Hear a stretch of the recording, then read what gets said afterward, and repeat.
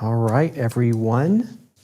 Welcome back to East Oak Studio for another Painting from Life with the second session with Mr. Nate. Yeah, exactly. Actually, look straight ahead. You're on. So, so anyway, the lovely Chelsea is with me again this evening. We had a session before, right in between, and we reset a different pose. And so the session you're seeing on my panel was from last Wednesday. So I'm going to continue working through this one. I'm going to work on the hands today and start working downward on this painting as well. And Chelsea, because she wasn't here Wednesday, will be starting fresh. So you'll get to see a start and a continuation. So also in the background, we have one of our mentees here, Carrie. She's not on camera, but she is in the background and she will be like maybe participating every now and again. You might hear her echo from these things. And my brother Joel says, yes, Nate the Great. So we're going to continue on to our Halloween theme today. So if y'all are painting or wherever you're all coming from, let us know. We'd love to hear from you. So ask us questions and we can go on from there. All right, let's get started. Chelsea, you're on until I can get my paints out. Perfect. Well, would you actually be able to help us reset? Yes, Nate, of course. with I the need to cowl do and that because you weren't everything? even here. I was not even here. Yep. So where is my phone? What? Oh no, he's good. I've got a different one going. You know, from last week, the one with you holding the flame. Oh yeah. Give me just a second. Yeah. And yeah, part of the reason why I'm not diving in yet is I just want to see how our costume adjustment kind of changes the overall shapes that I'll be capturing.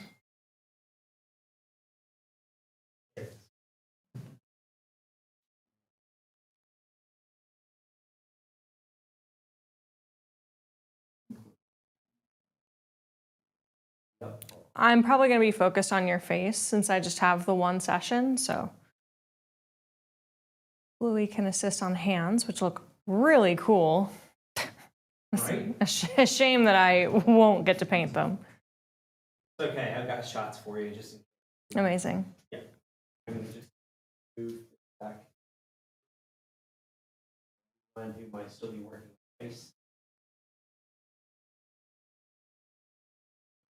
Looks. Chelsea, can you see everything okay? Yeah. Yeah, we're good. Yeah, that looks cool from my angle, so Perfect. amazing. Thank you. All right.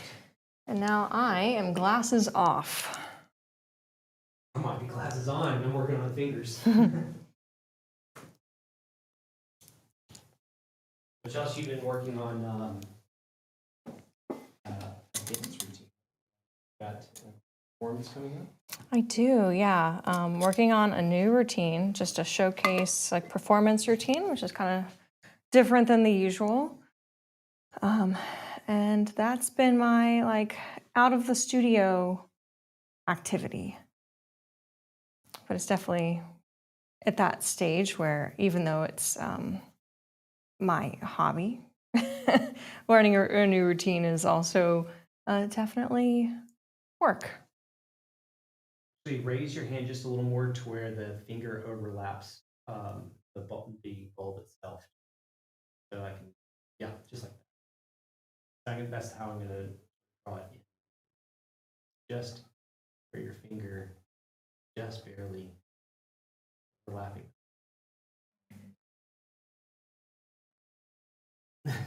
Yeah.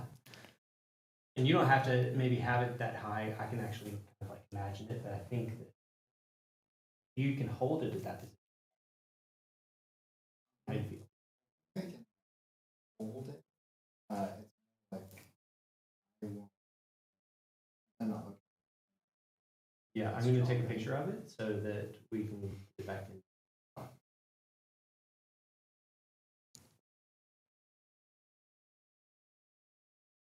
Yeah, I feel like, painting from life can be, we hold it as like such a sacred thing that I think oftentimes people are kind of worried that if they take a photo or use a photo to facilitate a painting from life session, that they're like breaking the rules somehow. But one thing I've learned from painting with so many incredible artists is like we will use anything at our disposal. Yeah. Absolutely. I think artists in general are just really resourceful, Yeah. and you have to be. So, for example, right now, just to kind of draw it in, I'm using white chalk so that because I already have paint over on this area, and that will help me kind of get the right, a little bit of the block in without messing up the back part of the painting. As a way to get everything to work.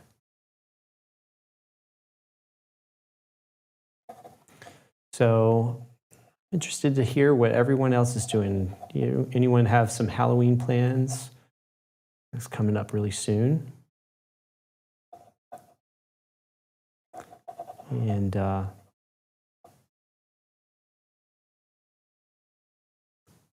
know that Carrie was talking about, we're all planning on maybe doing a Renaissance Festival I'm stoked. weekend coming up here not too long from now. Carrie's telling me she's actually working on some costumes for her family to go to it. That is amazing. Multiple families. Oh, that's right. Multiple families. Can you imagine? What is the theming for these costumes? What's the vision? Well, everybody is under 11 years old, so they all want completely different things. Great. The theme for the weekend is pirates. Okay. Christmas pirates, which nobody is doing that. But I love it. I'm really curious how you execute on the vision of Christmas pirates.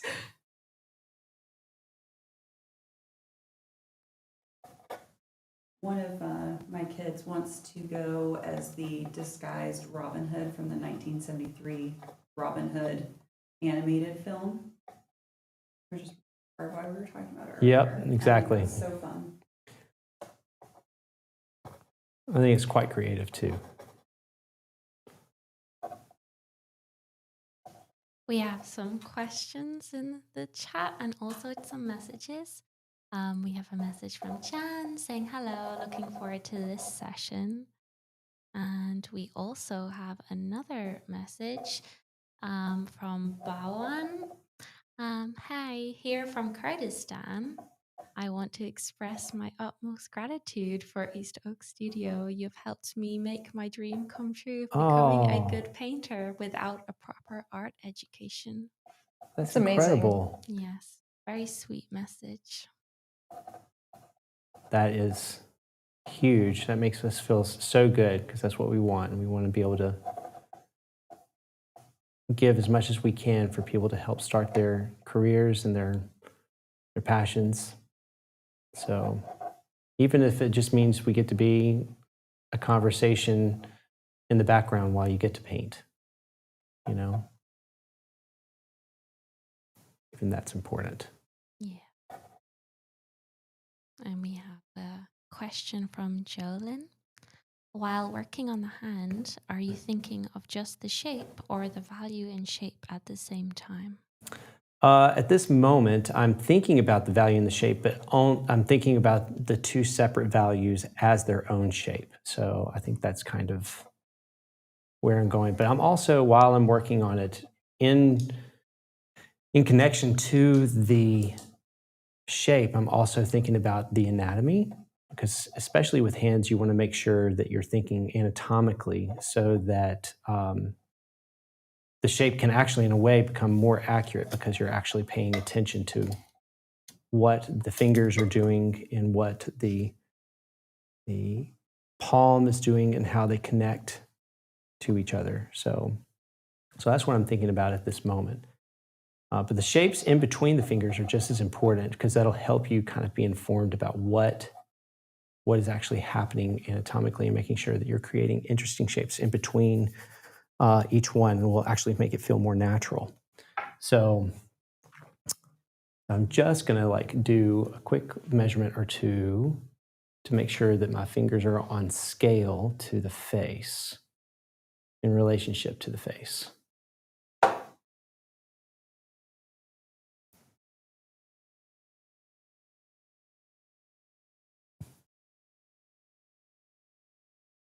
So, yep, we're right on target. So we'll just keep on working on that. And this is probably going to be enough for me to, I'm going to probably work on it the whole time for this session just to get it honed in, because I can't put the paints out and get everything ready within one go. So by the time I get the paints out, the session will be done. So I might as well use it to my advantage and just finish out as much of this drawing part of it as I can. Now that I'm looking at it, I'm thinking I might want to move the hand over a little bit, because I really love this thumb coming over here, and I want to make sure that I can like try to capture the thumb in the scene here. So I might work on seeing what that would look like.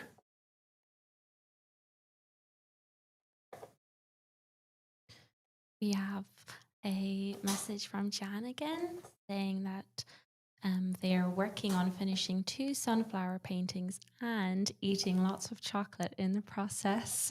Nice. Yum.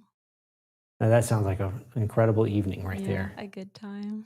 Honestly, we should have like gotten a little bit of candy just as part of the whole theme of the month, right? That would have been fun. Sophina, how's everything this week for you? Anything week? new? For me, well, I've been working on some color studies, and I've also been doing some sketches of my cats. Nice. Which has been fun. It's a good way to practice, and they're so cute, so irresistible to paint them. And it gives me an excuse to take lots of pictures for, for I need resources to paint. Right. Of course.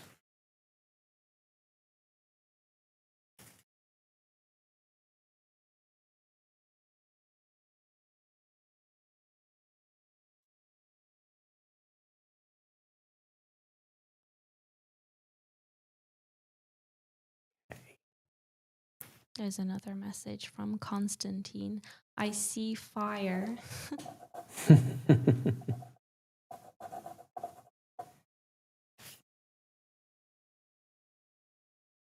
That you do. I'm going to take a picture. Every time, if there's any like shifting, but I like it better, I'll maybe take another shot just to kind of like make sure that I'm getting a position that I really think is dynamic. It's a nice tip. Right? Yeah.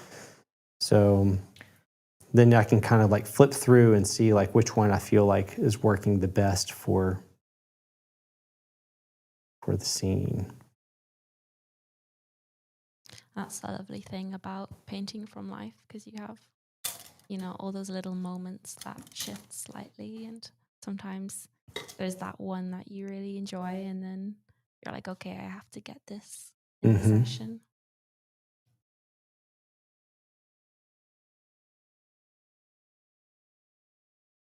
It's been a fun pose. The challenge of this pose is the lighting, because basically my key light, which is the main light source, and the fill light are very close to each other. And there's a warm and cool relationship that's happening on one side of the face versus the other. And in fact, I'll lower the value or lower the camera aperture, and you can see the color maybe even a little bit better. Let me just see what that looks like on camera. You can see it a decent amount there.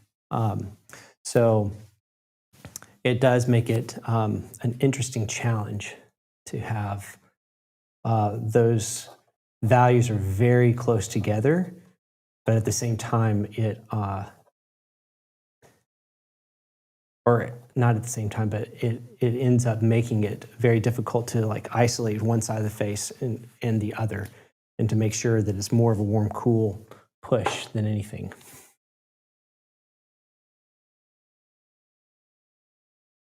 Yeah, I'm actually diving in, trying to start by thinking about color just because it's such an integral part of the design of the image. I think that if I got really fixated on my drawing at this point, I would potentially lose some of the color harmony that I think is important here. So I'm kind of taking a different approach. And I think it's so easy for painters to get like really caught up on this idea of like, how does so-and-so paint? Like, what's the method? When the reality is that I don't really know any painter who does it the same way for any composition. And so I think that adaptability and being able to think without relying on a formula is really important. Now, granted, like formulas can be a really great shortcut. For instance, you can think of one formula as, I'm going to go ahead and draw in the basic landmarks, and then I'm going to mask in the shadows. You can think of another formula as, I'm going to put down some big color statements and then really carve into it with my drawing. Or I'm going to lay down a really dark wash or base and then like erase out of it to get what I'm looking for. But beyond that, I don't think that you need to worry about doing the same thing time and time again. And in fact, a lot of the times when I am working with painters, they'll kind of arrive at like a formula that feels comfortable, and then they'll get into a composition that just demands something different, and things will go super duper haywire. Because maybe they've put down a really warm underpainting and it's going to be a very cool painting, and then their colors become muddy. But in every other piece, they are used to being able to rely on that warm underpainting working really well. Yeah, I think with that, formulas exist because they are simple or oversimplifications of something that has a why to it. And I think that a lot of times people need to understand the why that formula exists. So for example, if you're talking about like a warm, cool, warm technique, or you're talking about lost and found edges, understanding like what that nomenclature might mean and why in your painting will help you understand what the formula is for and when not to use it and when to use it, you know? Yeah. I think that can be very helpful for people, because I tell people a lot in my mentorships that this is something that happens often, so look for it. But it's not something that happens every time, and I can almost find an exception to every rule in one way, shape, or form. So, and where it can be successful in the exception. So, and all of that comes down to understanding the why, often. You know, I rarely get to use this cad orange. I'm just happy I get to use it a little bit in this.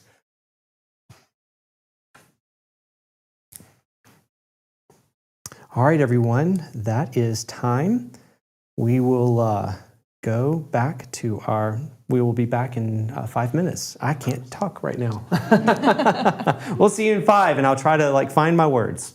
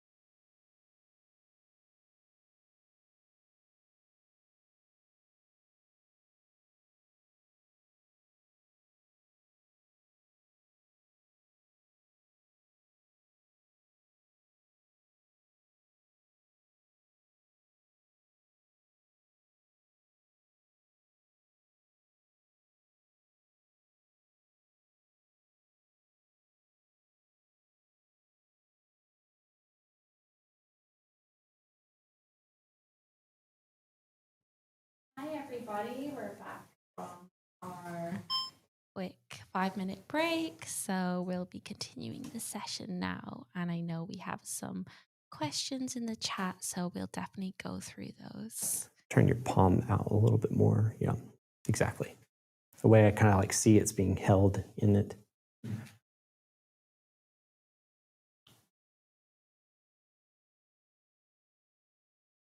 We have a message. What's your take on painting planes as they relate to light if they're not distinct? Even with a good knowledge of the anatomy and a competent draft person, if it takes hours to get the subtlety. So I think maybe the questions relating to taking the hours to paint. And here I thought it was an aviation question. Painting planes, yeah. Oh man, I really whiffed on the drawing here. You can turn it up just a little bit. Yeah, just perfect. Perfect. What I will say on this question, like I think what immediately came to mind for me was I think this is one of those things that comes with time. And I think acknowledging that and like honoring that part of the process is really important. And the reason why I say that is that, you know, if you are working on a painting and you are painting what you see and a certain plane is not visible and you will fight yourself to try and show that plane, I think if you're having to fight for it and you can't see it, you're probably going to mess up the painting.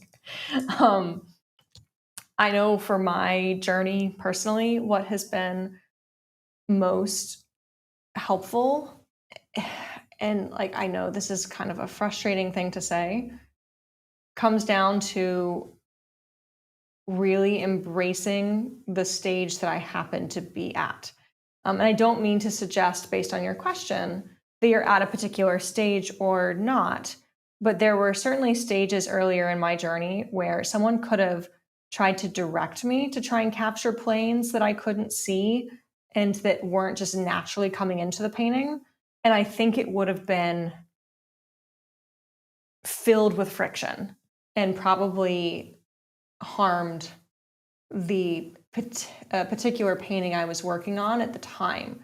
That's not to say that like striving for something isn't valid. It's more just about battling perfectionism, to be honest. Because I think there's like a perfectionist tendency to say, here are all the things that I can do better in my painting. And I'm not going to finish this painting until I make sure that I get these things in there. And I think that's a recipe for like one, just never finishing a painting. But two, it really kind of diminishes your ability to just appreciate the painting that you're able to make now for what it is.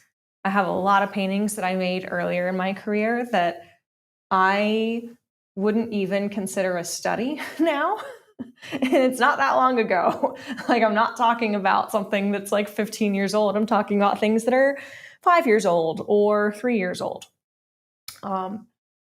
But I'm really grateful that I was willing to put those things out at that time, versus like waiting until I thought that I had everything dialed and perfect. As I think that has like settled more, as I've gotten more comfortable, more skilled, I've been able to go into really understanding the face, especially, and all of the associated planes. Even if I can't see exactly what's happening, because I can conceptualize it more thoroughly and more easily as a three-dimensional form versus a series of flat jigsaw puzzle-like shapes that I'm trying to fit together. But I just don't think it's actually that constructive to try and force it, because there's only so much bandwidth our brains have while we're painting to really to juggle. And anytime we're putting down a mark, assuming that we are working in color and not just doing a value study, we're having to make decisions like, all right, what brush am I going to use? What pigments am I going to mix? What value is it? What hue did my pigment mixture land on? What is the chroma of that particular mixture? How much paint am I going to load up on the brush? Is the consistency of the paint correct? Where do I put this mark down? What kind of texture, what kind of edges should this mark have? Anybody else getting stressed? Yeah, exactly. And like, we might not be thinking about those in like a conscious way, but we are having to make those decisions. And so I think it's really important to get to a point where those kinds of decisions are really happening automatically. And you really feel that you have this extra bandwidth to naturally get curious or inquisitive about the planes and like studying them. And then those will kind of happen organically because you have the brain space to be asking those questions as well. For instance, I can't exactly see Nate's cheekbone here on the right, but I understand where it is. And it's helpful for me to put it in as a placeholder to help describe the form just a little bit better. And I could easily have messed this up if I put it in wrong, or if I put this in to the detriment of some other aspect of the drawing or the value structure or the colors or the paint texture, etc.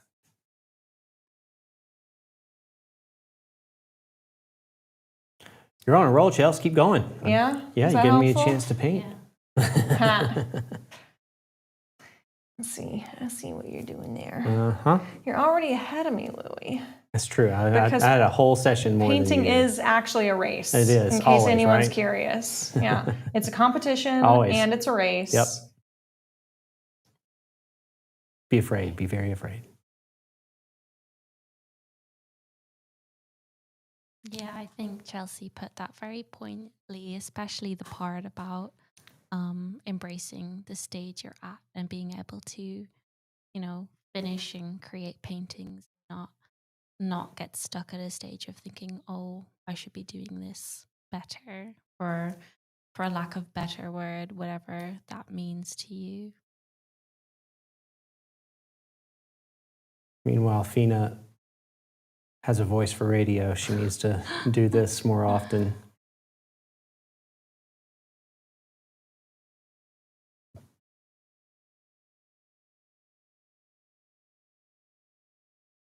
And we have also some more questions and some more thoughts about the pose. So we have from Joel, we have, how are you guiding Nate between sessions to maintain his hand position?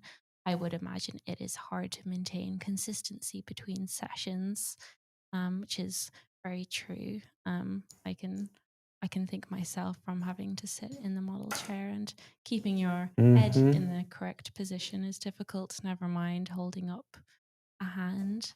And we also have a slightly related comment. Hi, wondering, is that bulb hot on the hand?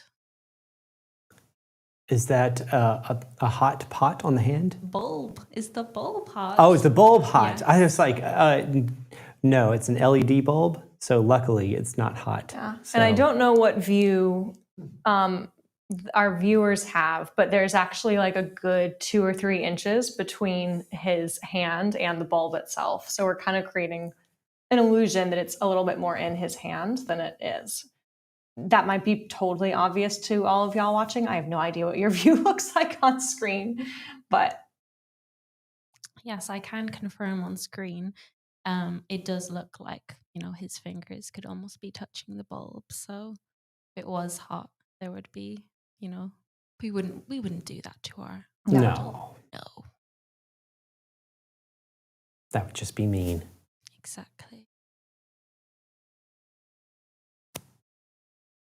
But yes, as to guiding the model, I think, you know, most of the time you work with the model between sessions, and you let them do their thing, for lack of, you know, describing it better. And if there is a specific thing you're working on, you know, making sure that you're just being able to tell that and inform the model politely to, like, you know, shift it maybe so you're able to capture it And there is also being able to take a photo if you're really working on something and you're trying to capture it, exactly if it's something you're just having a little bit of a struggle with. For example, hands, things like that, which,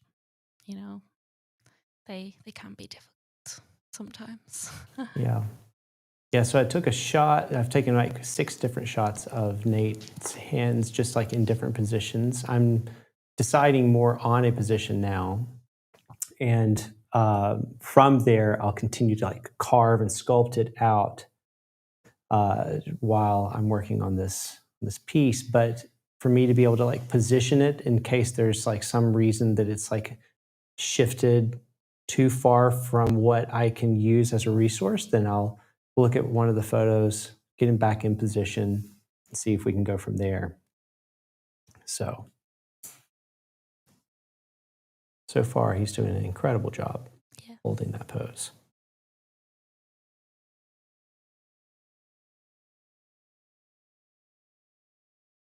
We do also have a message from Kuhan. Wow, love this theme. Sorry I missed the first session. I'm so happy I get to paint along with you all, which is very sweet. And the nice thing about this second session is that it is a different pose. So Yeah, we took a 1 week break. We did have one session in between in that 1 week break. So we could cheat. So I could cheat, yes.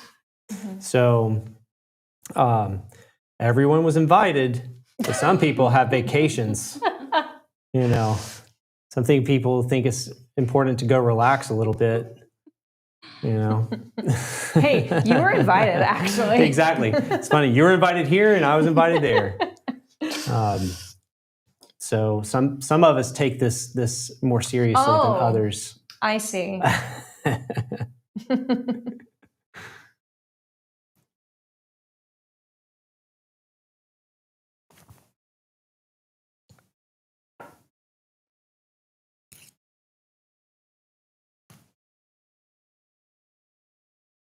I want to know what the gentleman that was just saying that he wished he made the first session, what he's painting while he's watching this.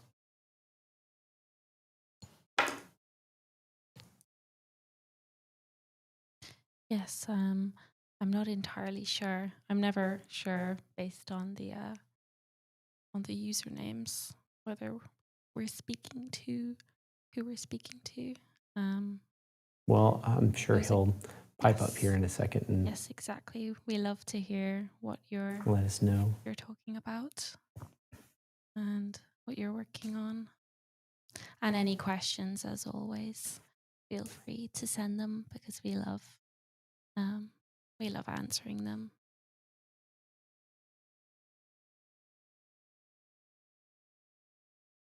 The fun thing about having one layer down is it then allows for me to get a bit darker in this second layer because I didn't start with a toned canvas like I usually do. And that was partially just due to the fact that I knew I was going to be working with such rich colors to get like the flame and all of that I wanted to make sure that I got the most chroma out of my panel. Because sometimes if you tone your panel like some sort of neutral, then some of those colors you'll have to like make them opaque and light in order for it to work. So, but in this way I could work with the thinness of it as well. Yeah, it kind of speaks to that question earlier about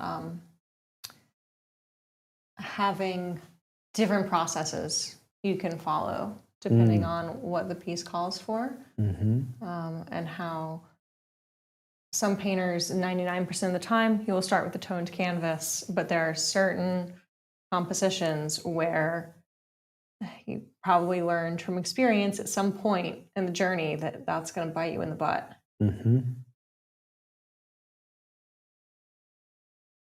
Exactly. Yeah. I think one of like the biggest skills or challenges for a painter to develop is the knowledge of when is something a situational problem i.e., like something went wrong and it's simply a matter of circumstance versus when is it a matter of ability. And I think so many painters are very quick to fear that the issue relates to their ability when actually it's like very simply just coming down to, oh yeah, you can't get that color right because you have wet paint underneath that is the complement of what you're trying to achieve. Right. Or you have a dry tone on the canvas, but you're trying to work transparently to get the chroma you want. And when you have that transparency, you won't be able to get the chroma you're looking for. Right. I feel like I have like one word answers right now. I'm trying to get this in. Yes. Correct.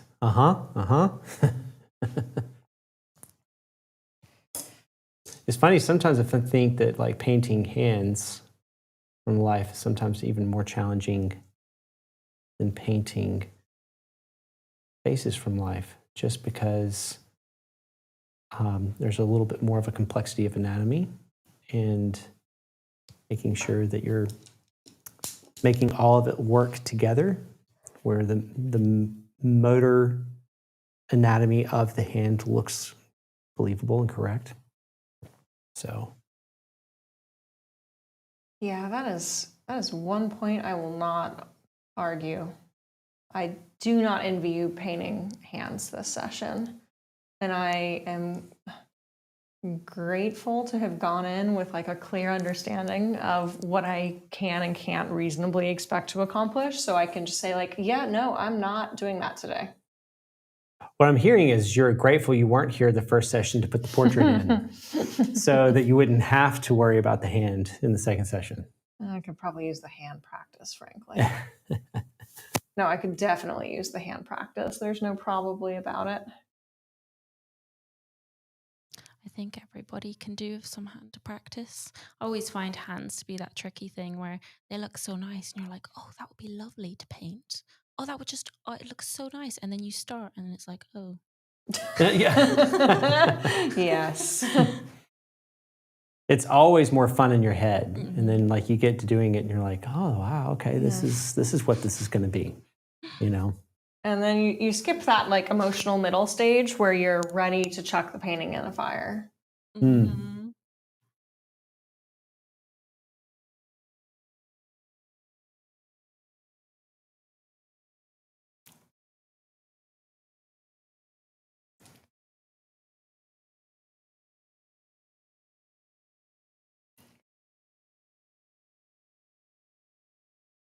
We do have a comment from Gail saying, so does this mean that there are additional reference photos? And I'm not entirely sure if they're referencing, you know, according to this specific pose or two hands, because I know we were speaking about that earlier.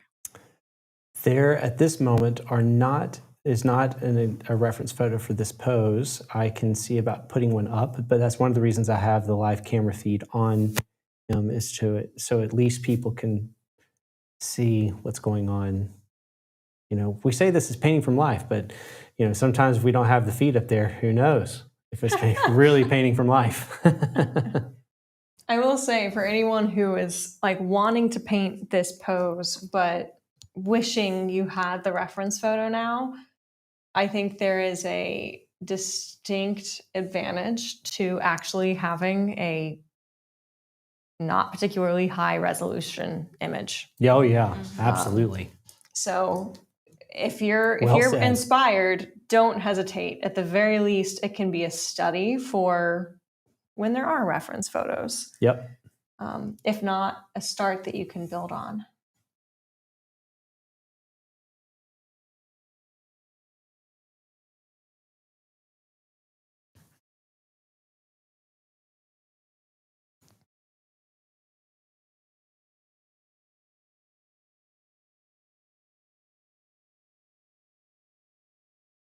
Trying to make this like little hook happen on this outer pointer finger to make sure that it grabs in. So our outer fingers curve inward towards our hand, towards the medial of our hand. So it's important when we're looking at the fingers that we capture that bit of a curve. It'll make it feel more believable.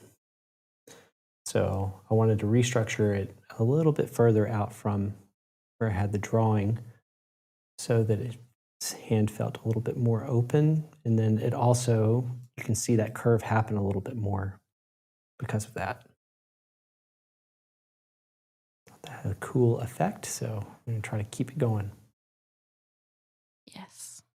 And we are getting close to our break time now, so we'll be taking a 5-minute break soon, and then we'll resume shortly after.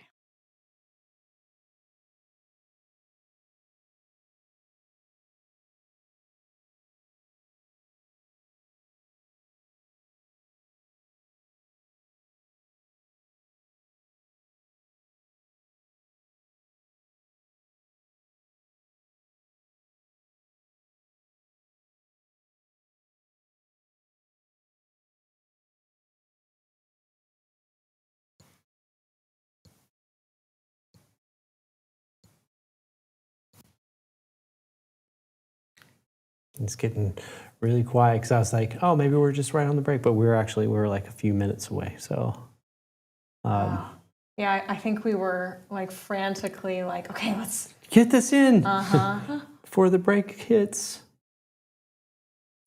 I was just trying to keep you guys aware. Yeah, on the toes, right? I was testing you. You know, we appreciate that, Christina. We have a message from Jan saying, Lewis, the hand is magically appearing. Nice to see you using some small sables. Oh, yeah. Yeah, hopefully this will be fun. I'm looking forward to getting this and getting closer and closer to locking it in, but it'll probably take another session or so for me to feel confident about it. But anyway, Yes, that's the beautiful thing about like the painting from life is you get to, you know, figure it out over a couple of sessions. Yes, I was just saying I love those brushes. I have a tendency to always resort to the small sables. I'm like, I have to force myself to use larger brushes. So whenever I do get the opportune chance to use them, it's like, oh, so nice.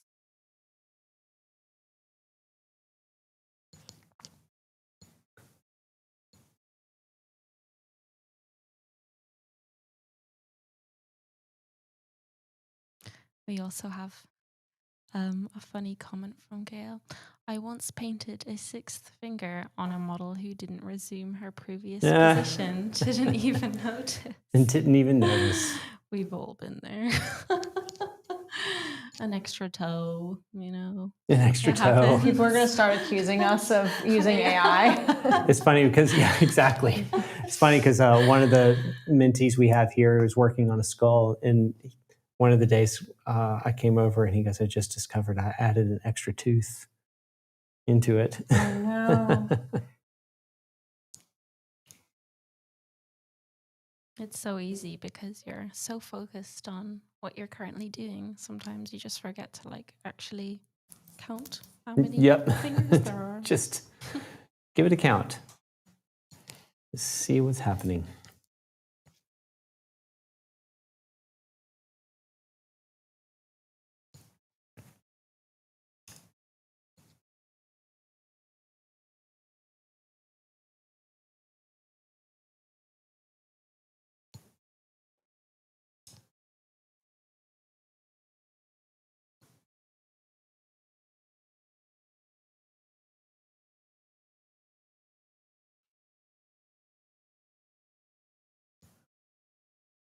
My goal is to hopefully by halfway to have a decent hand in here so I can work on other things.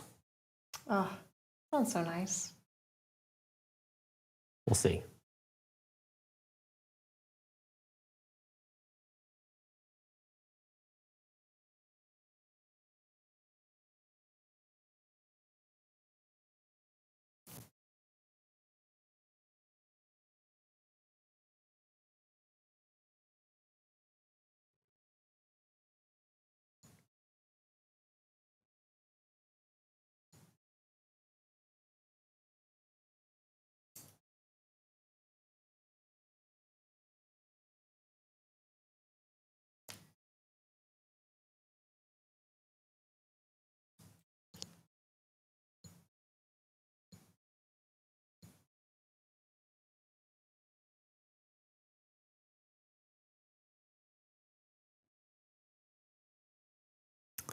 All right, everyone, I think that's time. So we will get back to you in just a minute. Yes.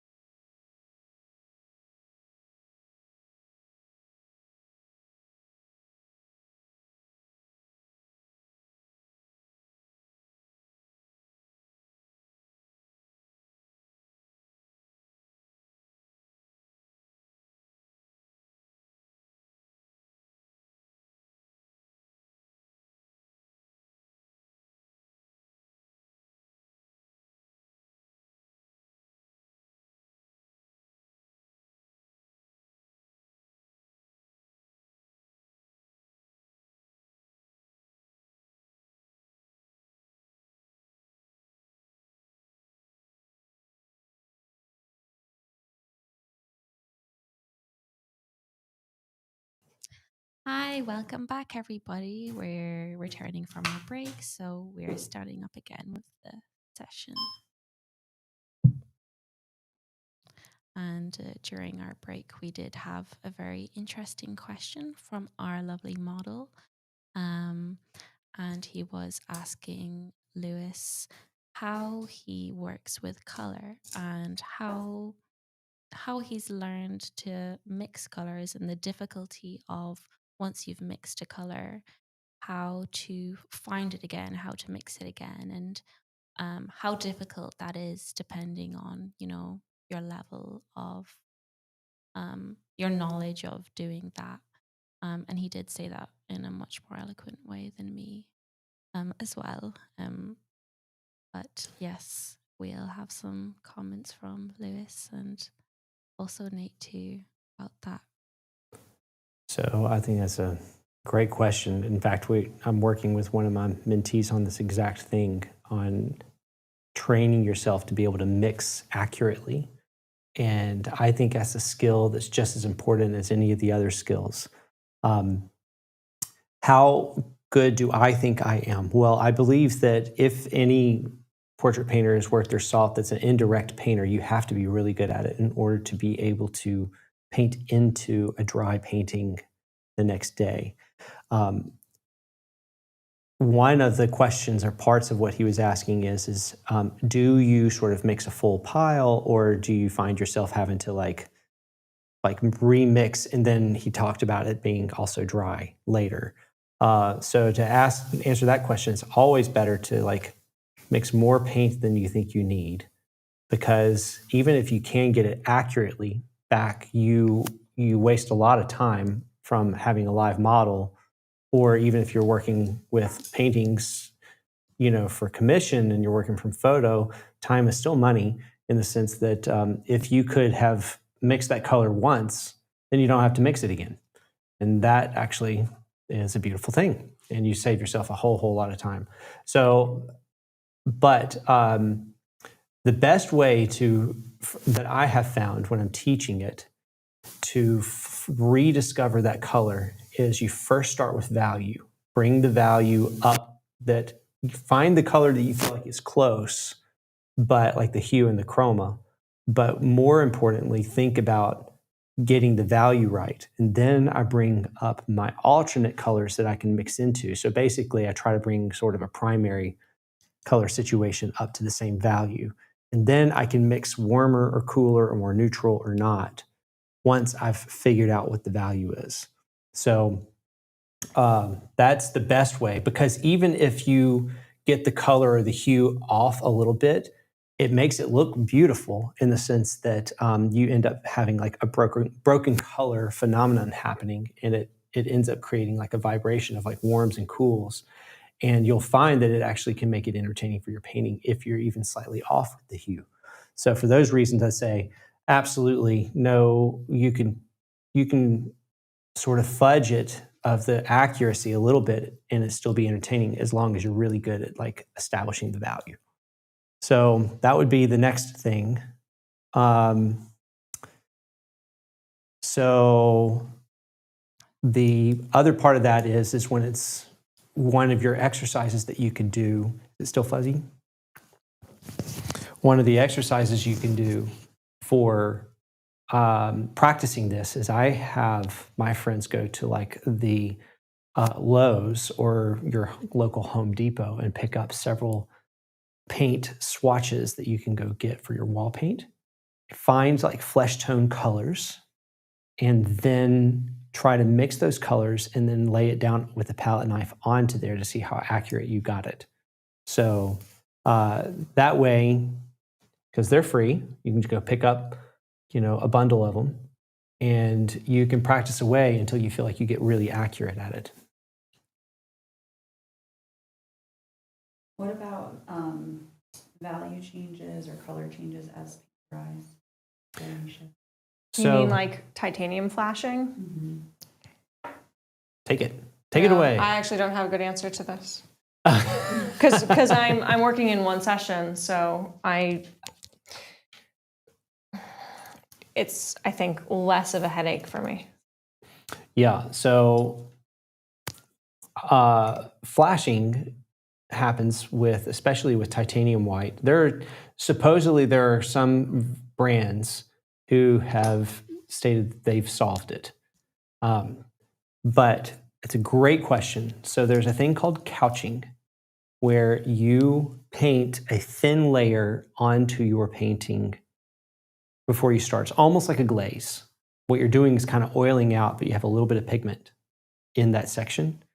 And when you paint over that whole section, the whole painting will then feel evenly lower in value when it's dry.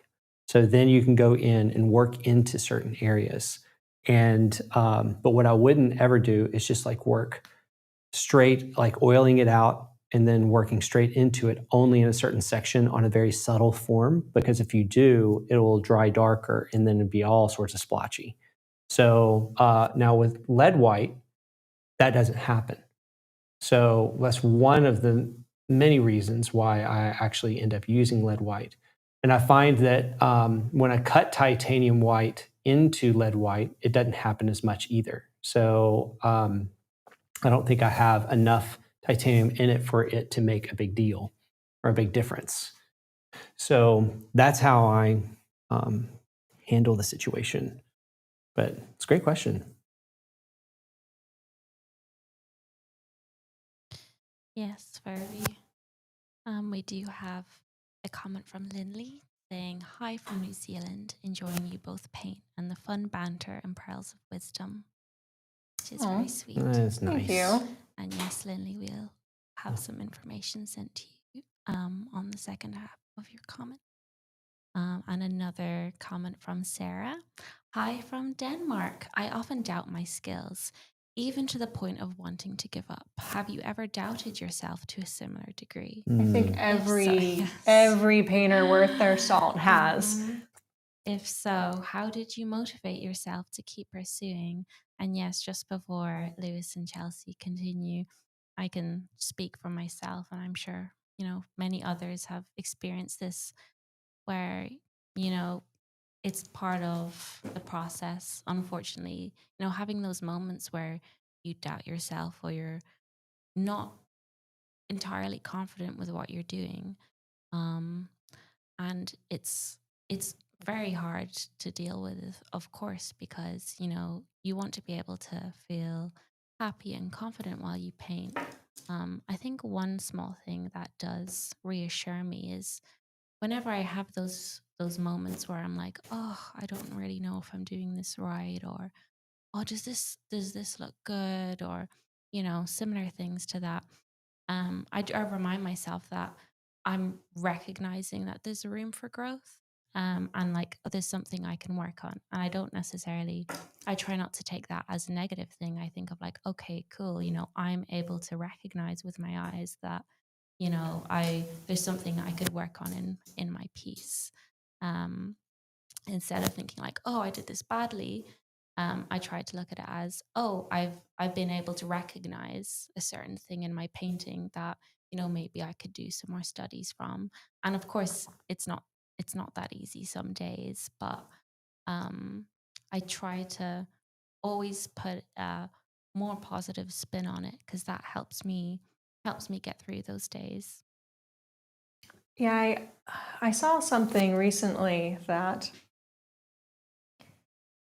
you can't actually get better until you are in the struggle. You can't work on it, you can't improve it, you can't address it. And so I think there's something about that like it makes it so much easier to kind of get excited when you run into a problem, because you've actually managed to do something very difficult, which is to pinpoint, oh, this is the issue. I think there's something to be said for shifting into a mindset that is more about curiosity rather than judgment. And I think it's the most difficult to do for ourselves. It's a little bit easier to encourage ourselves not to judge others, but like when it comes to not judging ourselves, we are assholes, frankly. But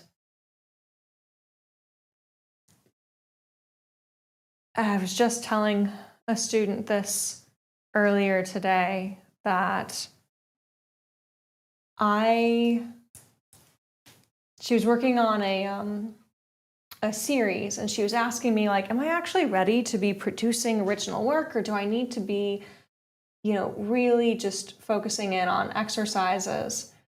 Am I getting ahead of myself? And I told her this story from a little bit earlier in my journey, which is there was a call for artists to participate in a pop-up.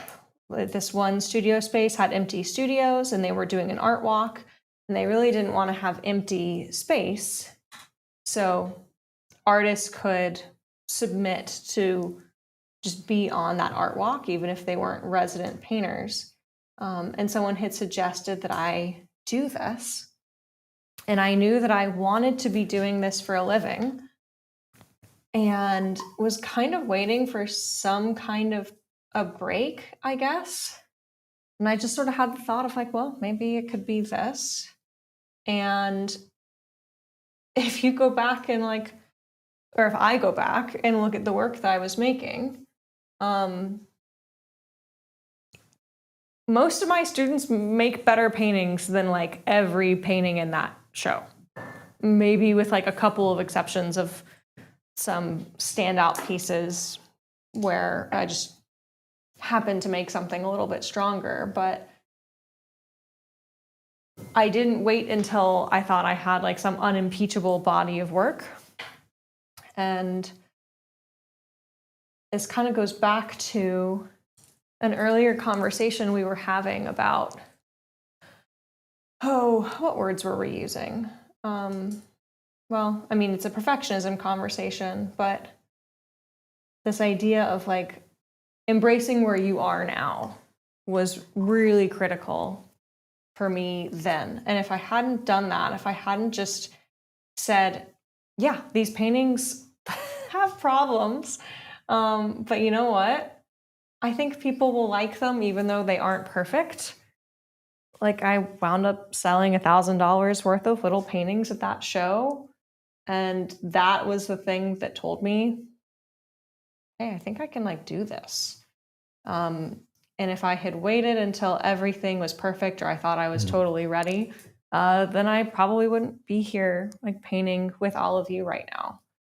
So Yeah, I think some people are very wanting someone to give them permission, wanting someone like somebody to say, okay, now is your time. And that's just in the world of this or anything in life. Don't wait for someone's permission to say that you're ready or not. You just need to go out there and do it. And honestly, a lot of the times I've had huge commissions that when somebody came to me and said, well, do you do this? And it was a potential that this might have been a commission.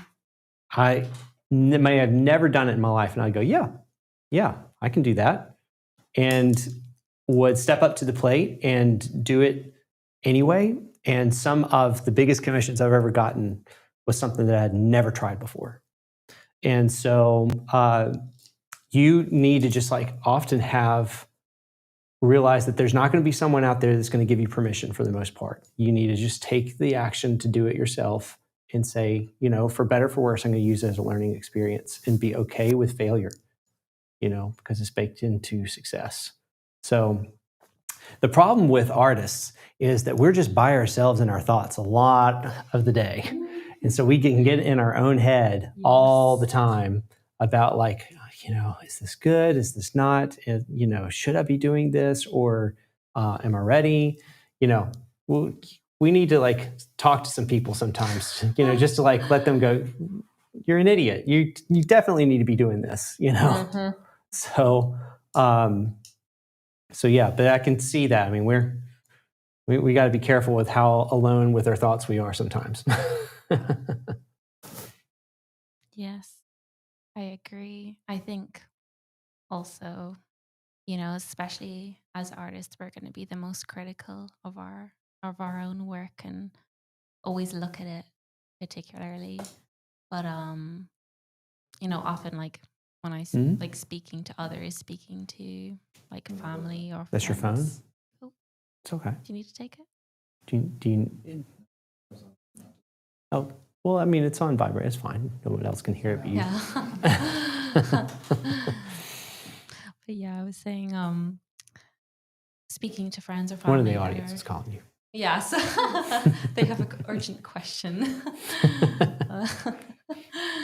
But speaking to others that not that might not be artists, they look at my work and they go, "Wow, oh, I love this and I love this," and sometimes it's something about the painting I really struggled on, and sometimes I never even got it to a point where I thought it was good enough. And I think you have to remember that your art won't be just for you, and other people will love and enjoy it when they look at it too. Somebody asked me one time, it's like something that's very similar to this. A dear friend that was here at one point, and was like, I'm kind of self-conscious about this because the better you get, the more critical you become of your work. Like It it's doesn't get just- better. it absolutely, in a way, it gets worse. I always say when I left GCA, I was a better painter than I'd ever been, a better artist than I'd ever been, and I was more insecure Yeah. than I ever was when I finally got out of and started going. I was already out on my own as far as profession, but you leave there and you're deeply critical of your work. So anyway, all that to be said is we were talking and they had said something about like, I don't know if I'm ready to like put this out there. And I'm like, do you believe that there's one person out there that this could help, or if there's one person out there that would love it? If that's true, then it's a success because you've made someone bring more joy to their life that day. Yeah. And that's the thing you should realize is that we look with like a certain trained eye that sees with a different light, but there are people out there, they see something that's truthful in your work that you don't even see anymore. And it brings them a lot of joy. So that's why you should be creating and putting your stuff out there anyway. Yeah.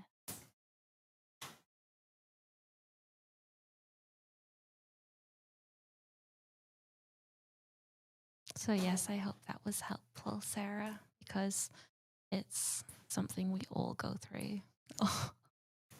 We we have a question. We have a comment from Vesper. Does this hurt the live model? I don't know. Live model, does it hurt?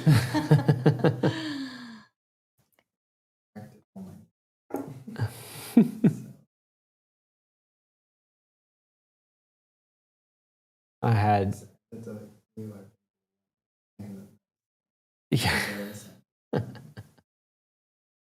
And in case this person wasn't on earlier, no, he isn't actually holding this glowing bulb. Yes. So Any discomfort is purely from holding a pose. yes. I was going to say,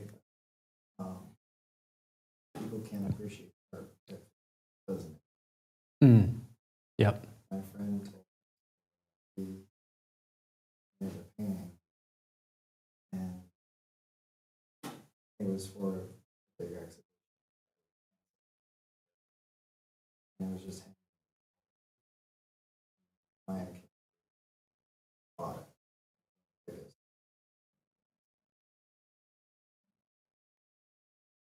They made a big addition. And similar things have happened to me where, oh, this event, and then the place when the sold this didn't actually exist. Mm-hmm. It was paint. So paint actually do. Yep. It's great. Yeah, don't deprive someone of enjoying it just because you're afraid of how you'll judge yourself for it not being perfect. Yes. Very true. And with that, we are coming up to our break now. So We'll be taking 5 minutes and then we'll be back to answer the rest of your questions. So thank you for joining us and we'll see you shortly.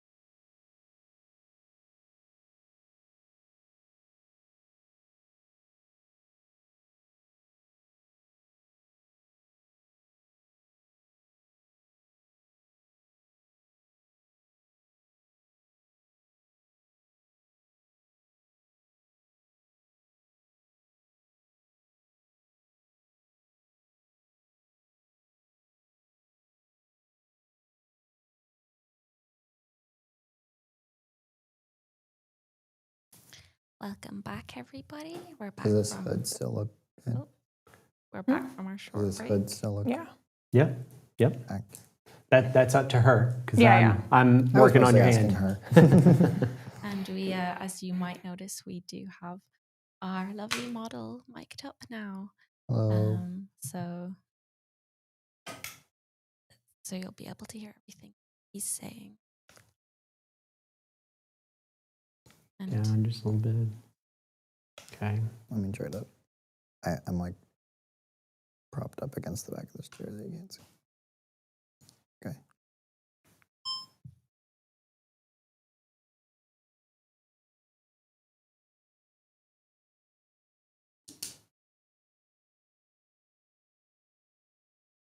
Hmm.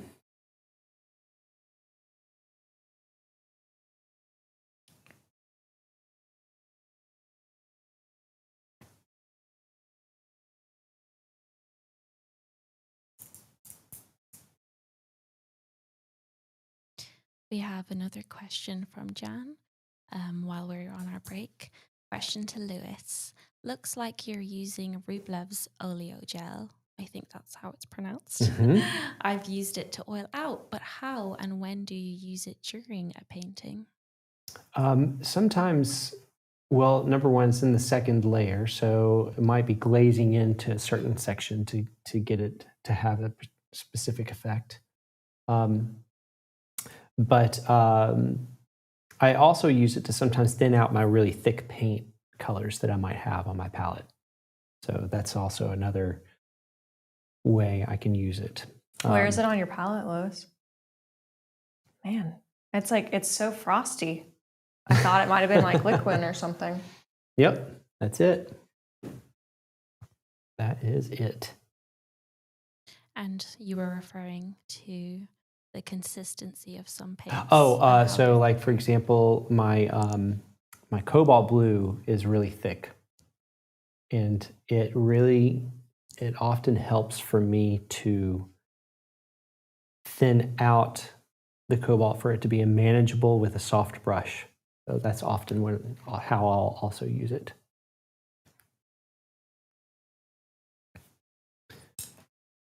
But I use it sparingly. I don't use it a whole lot. I like to have it out. There's so many times where I'll have things out and I almost never use them. And it's kind of like just a security blanket that it's out. I don't know. Yeah, I feel like that happens to me where what I do put out, sometimes I don't use, and then what I haven't put out, I end up needing more of. Yep.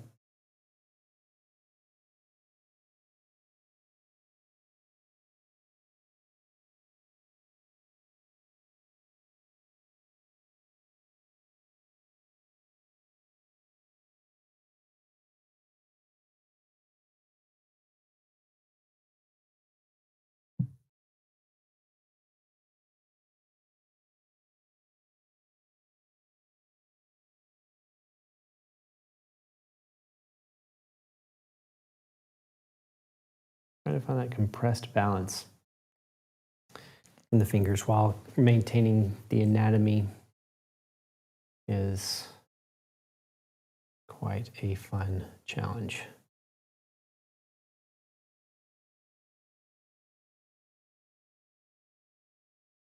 Mhm. When it gets quiet, I start humming, so I got to be careful. I tend to do that sometimes, and all of a sudden everyone's like, "Why is Lewis humming?" Oh, we have a follow up from Sarah saying, those were such great answers. Thank you. When I find myself doubting, I often repeat the Bob Ross quote, talent is a pursued interest in my head to remind myself that talent comes from persistence. I like it. Yeah. Way to go, Bob, Yeah. for the win.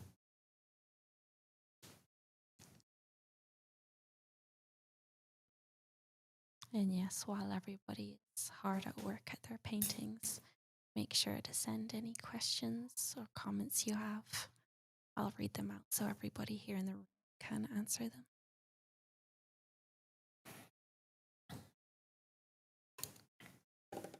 You'd think I would have learned my lesson from painting this pose and this lighting last time, and I would have brought some nice purples, because purple is a very, very difficult color to get high chroma in oils. We don't have great pigment options for it. And so it just winds up being super unforgiving.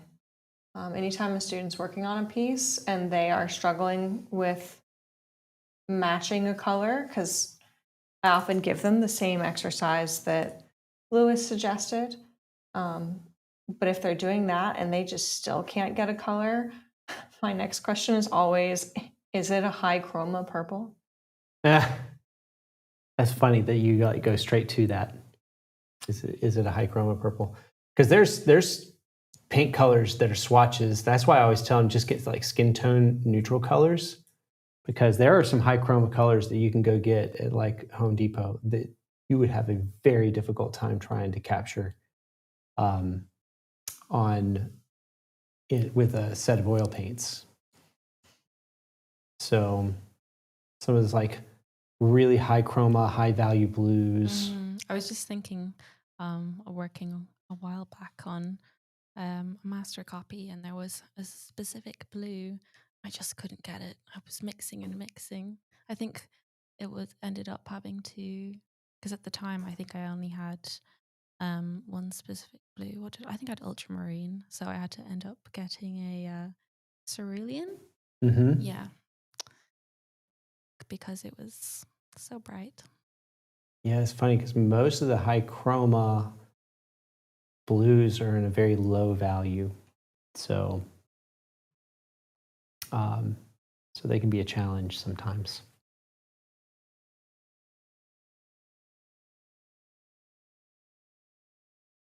Yes, we have a comment from Tia, Paintbox Life. Dioxazine, written very menacingly with an evil emoji smiling face at the end. Even dioxazine, there's some paintings where like that is just still not the one. Like this is one where I will absolutely just have like a slew of different purples, and I will do a test before for that specific painting to figure out what the heck it is I need, because I have not unfortunately found like a one size fits all solution. But one thing I can do for this one finicky little area is I can make sure that I'm being mindful of the surrounding value in chroma, which I really haven't touched in a minute. That should really help this stand out the way that it's supposed to. I was just thinking or about to ask, when do you think it might be the surrounding, or like when do you like, okay, well this is now the purple, so we're gonna just adjust everything around? Honestly, I think it should be the very first question. It is. I agree. It's at the very beginning. That's why I tell a lot of people you should do your highest value, highest chroma, and lowest value. Your brightest bright, your darkest dark, and your most chromatic as your key notes that you put down, so that you go, I can't go brighter than this. I can't go darker than this. And so then you know from what direction you can work. And so that's also how you can do a limited palette. So you can say, I can't go more chromatic than this, even though you're capable of it. This is as bright as you're going to get with your chroma, and this is the brightest you're going to get with the value.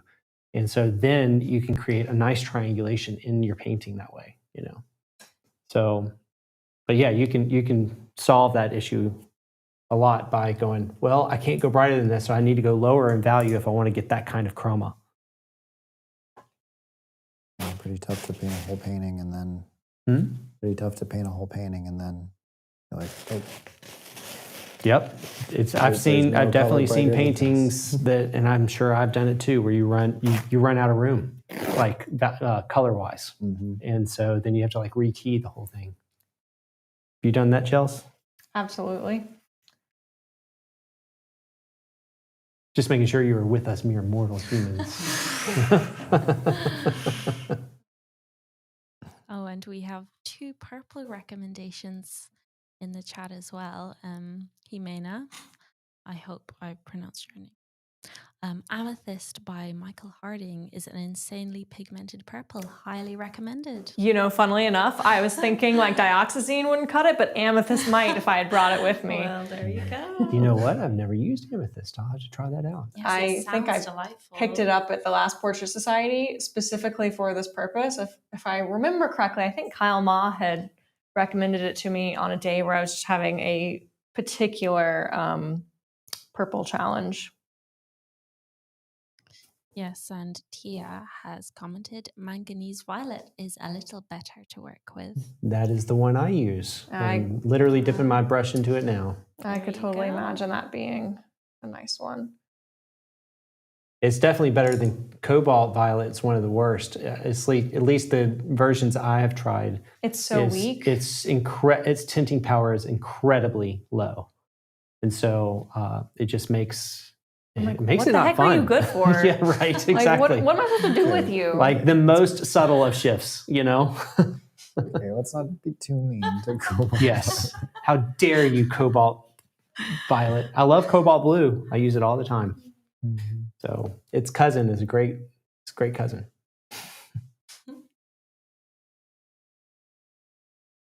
Okay, I guess I should maybe put in some like symmetry to his face.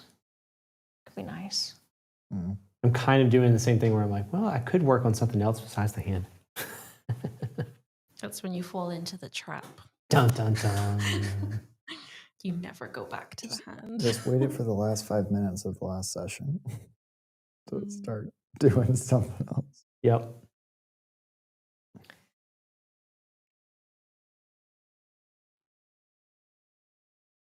Oh, and we have a question from Gail, which I'm not sure of myself. I might have to look that up. Which pigments are in that Michael Harding? So they're referring to the amethyst, I believe. That is definitely a question for Google. Yes. I've looked that up on the Michael Harding website, and it says POR122, PB29, and PV23. Do I know specifically what those are? No. But I'm sure. But they sound nice. Yes, they sound delightful. Sounds like just what you need. Mm-hmm.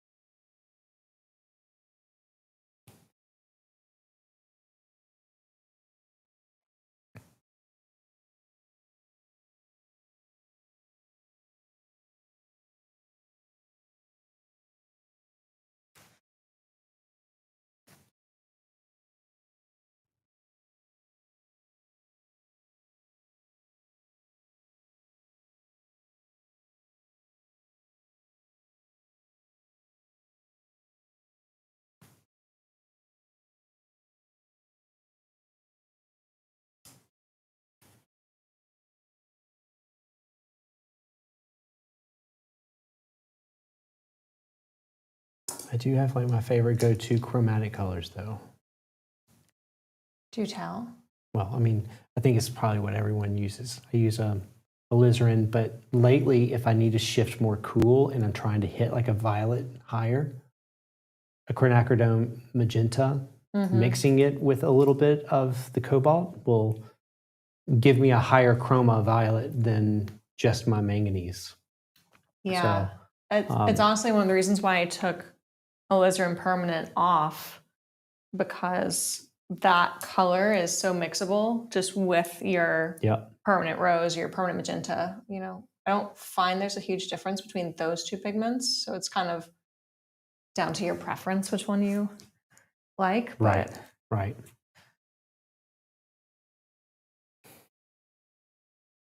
All right, let's see.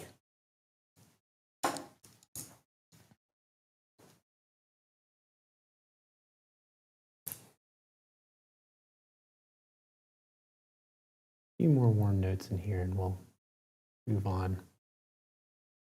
Oh, we do have a comment. I believe it's in Korean, so I'm trying to translate it. I think it says good morning. Good morning. It's a refreshing morning. That's what Google is telling me. Google Translate. Oh, good Nice. morning. Yes, good It's morning. Korean, you said? Yes. Nice. Forest. Wait, there's another comment. from Well, them, God so bless let's Google see. Translate. I know, right?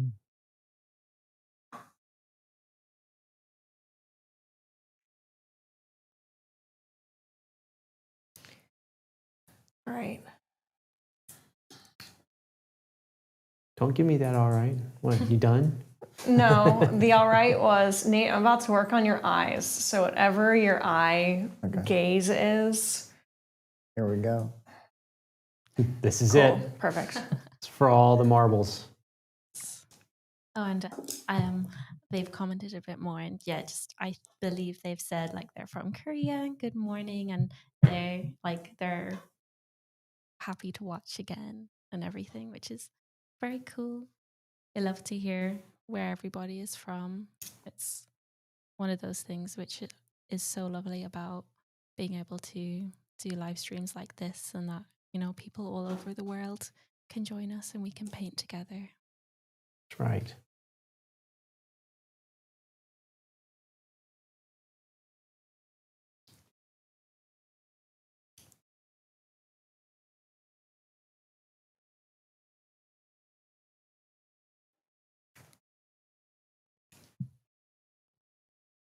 Okay.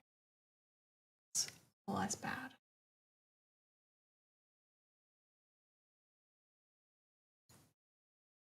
Sometimes it's all I'm going for. Mm-hmm. First dance competition ever, I remember so distinctly being told they're not looking for the best couple, they're looking for the least offensive couple. That's like both encouraging and discouraging at the same time. Yeah. You know? Yeah.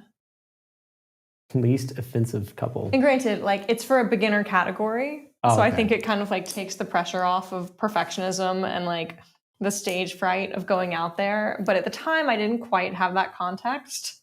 So I was like still dancing for years thinking like, all you're really doing is becoming less offensive.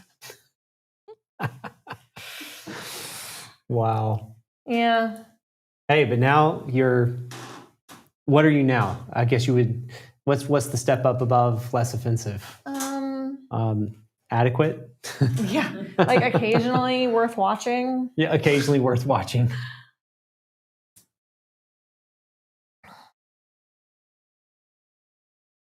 Damn.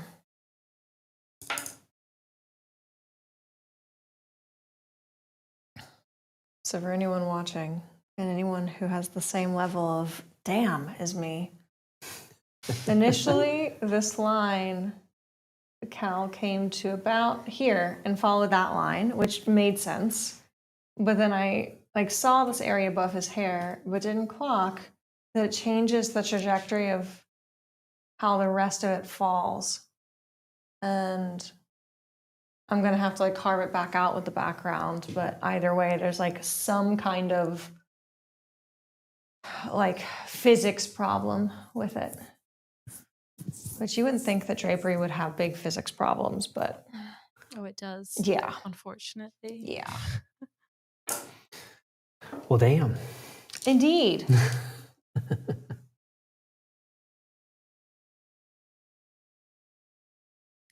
Ooh, we have a continuation from our Michael Harding Amethyst from Tia. If memory serves me, PB 29 is ultramarine blue. PR 122, I believe, is quinacridone magenta. I'm happy I just pronounced that. Quinacridone. Quinacridone, yeah, there you go. There's a reason I always say it's permanent rose or absolutely- permanent magenta. Yeah, it is definitely a mouthful, especially to read. So always there's like certain words, well, I'll just read them in my head, but I've never spoken them out loud. And I've never heard someone say them. So I'm like, well, this must be the way. Adding insult to injury, I've heard people say it backwards. And so now every time I say it, I can never remember whether it's Wait, quinacridone or quidacrinone? Oh gosh. Yeah. Well, you know, Yeah. I just like, if you're close, it's acceptable in my opinion. Yeah. You know, it's kind of like the Atelier thing, Yeah, you oh know. gosh. Mhm. Yes. So Oh.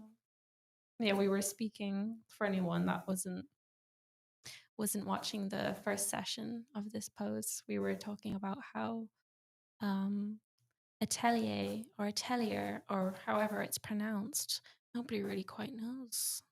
It's just like someone has said it one way, so we thought, oh, it must be said like that. One of those things. And to be clear, I'm not claiming that it's like a global mystery no one knows. Like all you have to do is ask like a single true. native French speaker. Yes. Yeah. But like none of us are. So Yes. of course, I think we make French offenses all the time of like Yes. how French names are pronounced, you know. So I'll never forget, I had a buddy who was Canadian and was his first language was just French in high school. And he was like griping about this. He was like, I mean, for an example, lingerie, you know, we say lingerie. And I was like, Oh. yeah, that's actually pretty far.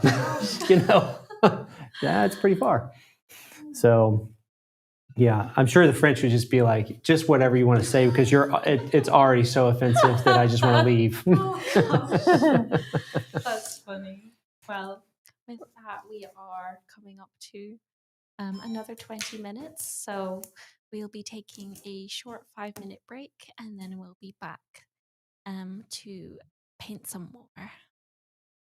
Peace.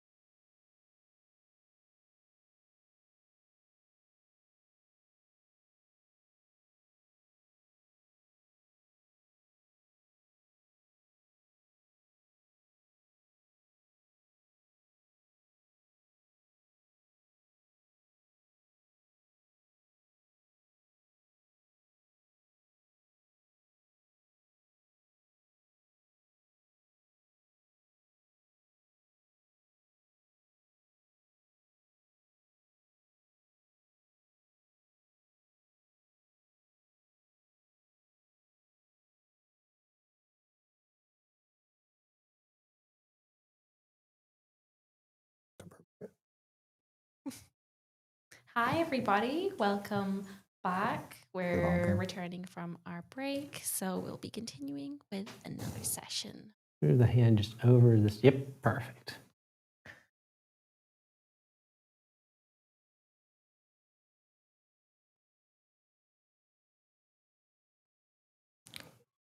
It's like right when you feel like you can't do anything else, then you put your glasses on and You're you're like, like, oh, whoa! here.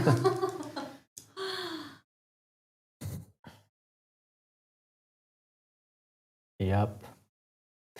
I remember when I was at GCA's, the first time I discovered that I needed glasses was I was working on a cast drawing, and the artist right next to me, had glasses, and she was talking about them, and she said that she had a very mild prescription. I was like, oh, let me try them on. Now, I have astigmatism, so it was just like luck of the draw that she had the exact same like axis that so I put them on, and I was like, oh my gosh, I can see. This is what happened so with many Evie things. when she borrowed mine. She's like, I can see Oh. better. I'm like, girl, Yeah, you need and to go get so glasses. I went to the doctor the next day because I was just like, I'm missing so much stuff on this cast. No wonder my teachers are like, Yes. Reminder to get your eyes checked, everybody. yes, It's important. I think it's one of those things that isn't like everybody goes to the dentist. No, and people don't go to the optometrist. I have a stronger prescription, and I think it would be really funny to try to paint without my glasses.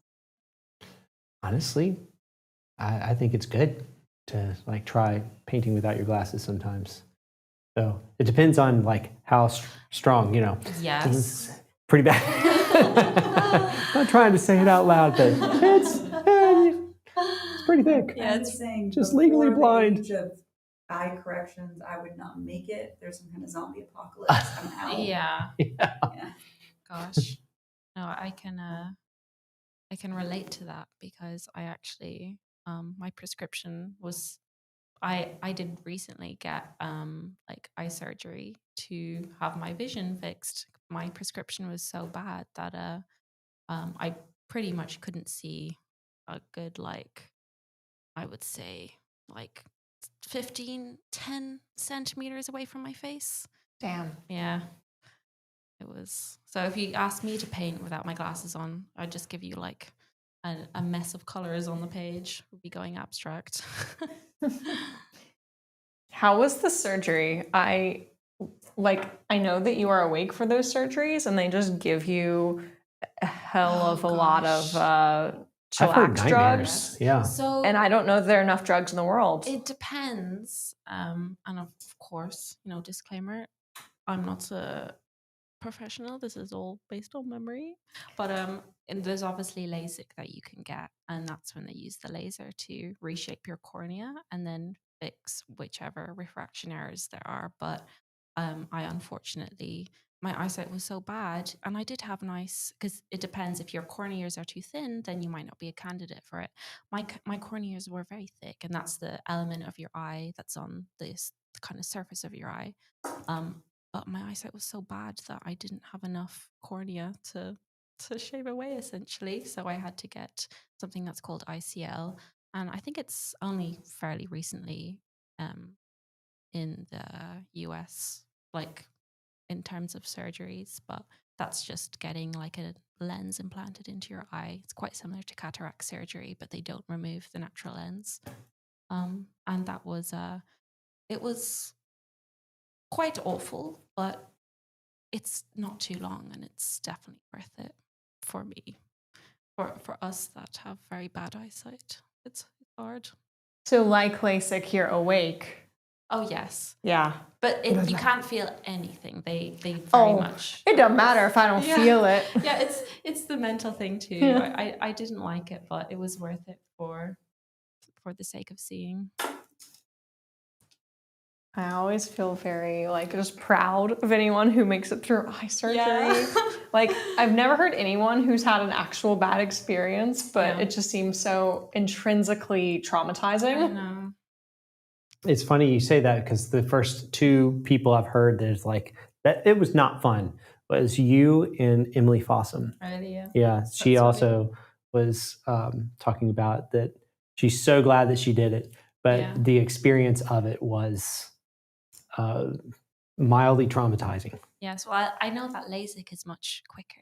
And that's the surgery that's most commonly used for people. It's only if you're kind of in the extreme of certain prescriptions that you'll need to get, or for other reasons that you might need to get something else. But yes, I'm alive. I can see. I'm here. I was actually about to get LASIK eye surgery, like it was scheduled. I went in and they stopped me because I have a very unusual astigmatism. And apparently the doctor found a study, and I want to say 75% of patients, their cornea is detached immediately after the LASIK. Nope. Oh, the Nope. retina. Nope. The Yeah. retina was, and so I never got it done. So now I'm gonna have to look into this. Yeah. It's eye health and all that type of thing just baffles me. I'm very thankful for the medicine we have today and the doctors and surgeons that are able to do all that stuff, because it might as well be magic to me. I'm very excited that my brother-in-law is just doing his residency in ophthalmology. If I ever need him in the future, by that time, he will have had much experience. Yes. Yes. So, way to go, Cheyenne. Keep it going, buddy. Mhm. Yeah, the fact that they load you up with, Valium or whatever it is, but it's still traumatic. I feel like there has got to be a better way. I don't know what it is, but We have a comment from Jan. A nurse who worked with eye surgery said he loved his job because the recovery patients were always very quiet. oh my gosh. That's quite funny. You're just there with your eyes closed, kind of just processing what's just happened to you.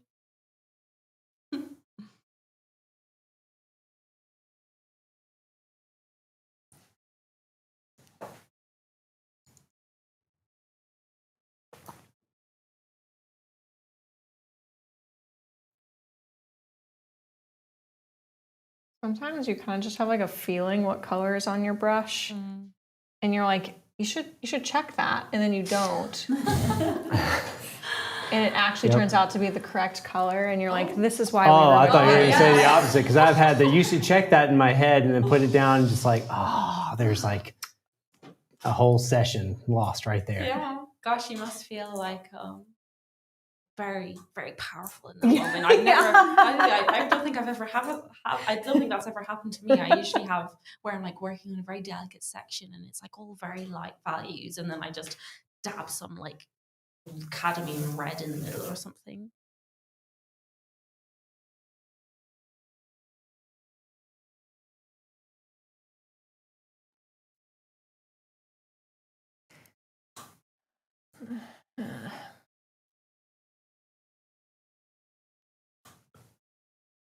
It's lovely to see the painting's progress.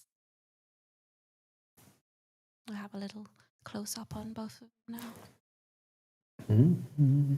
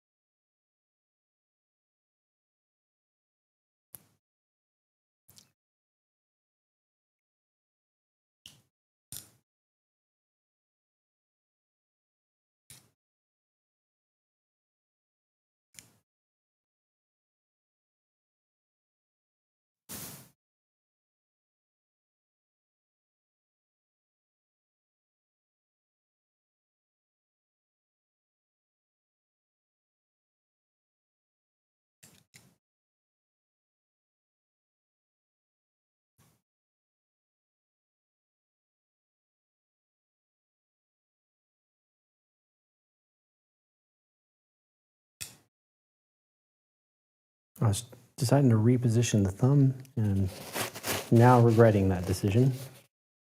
See if we can get this thing restructured again.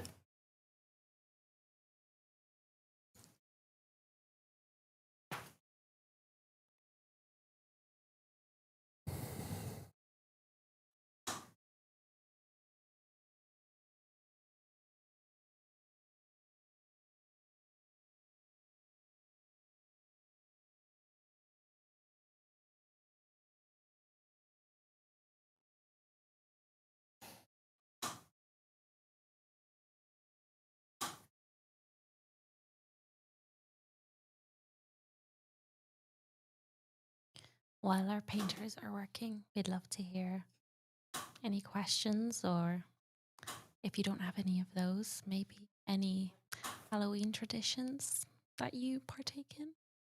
I'm not sure what people do at the moment. I remember doing silly things like apple bobbing, where you'd put the apples That's cool. in a bucket, things like that. It's a fun old tradition I hadn't heard done in a while.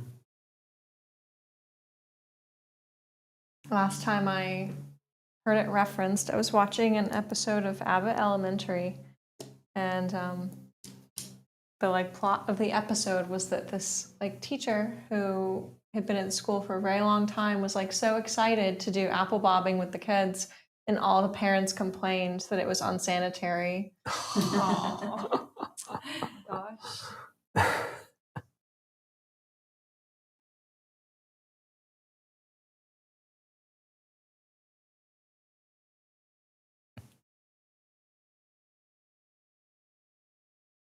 That person's dreams were just like crushed, I'm sure. Mm-hmm.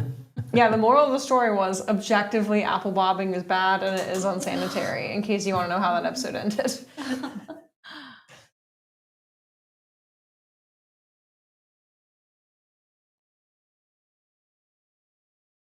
Sorry for anyone who hasn't seen that episode of Abbott Elementary. Yeah, you just destroyed it Spoilers. for them.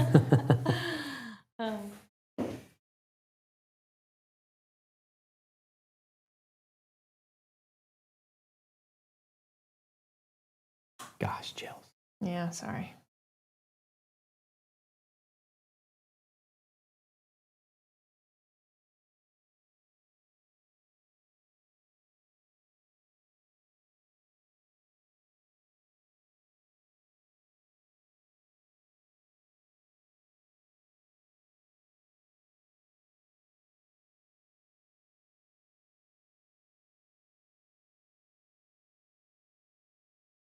Okay, it appears the way the cowl is sitting is the way it's going to stay sitting, so I guess this is the moment where I commit.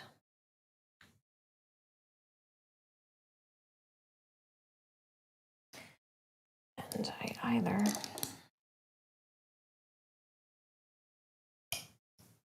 no. We will put in a background.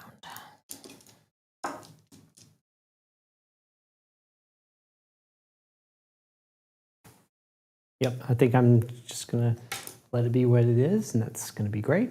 And keep Yeah, on yours moving. is nice. I thought about copying off your paper there, but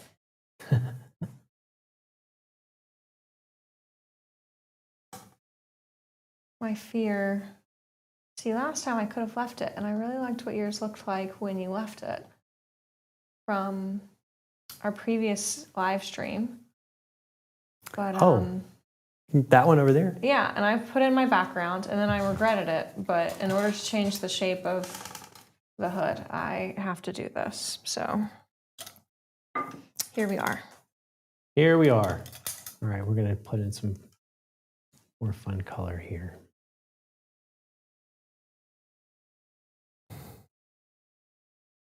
Look like he's got a bit of a wizard sleeve.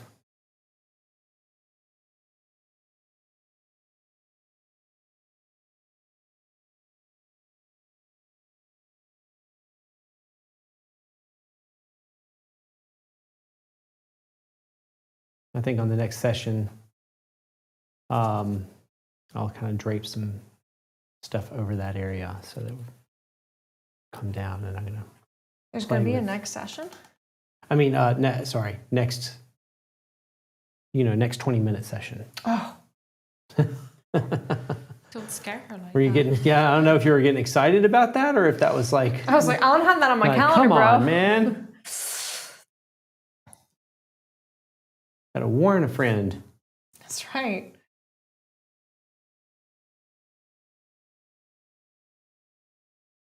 Okay.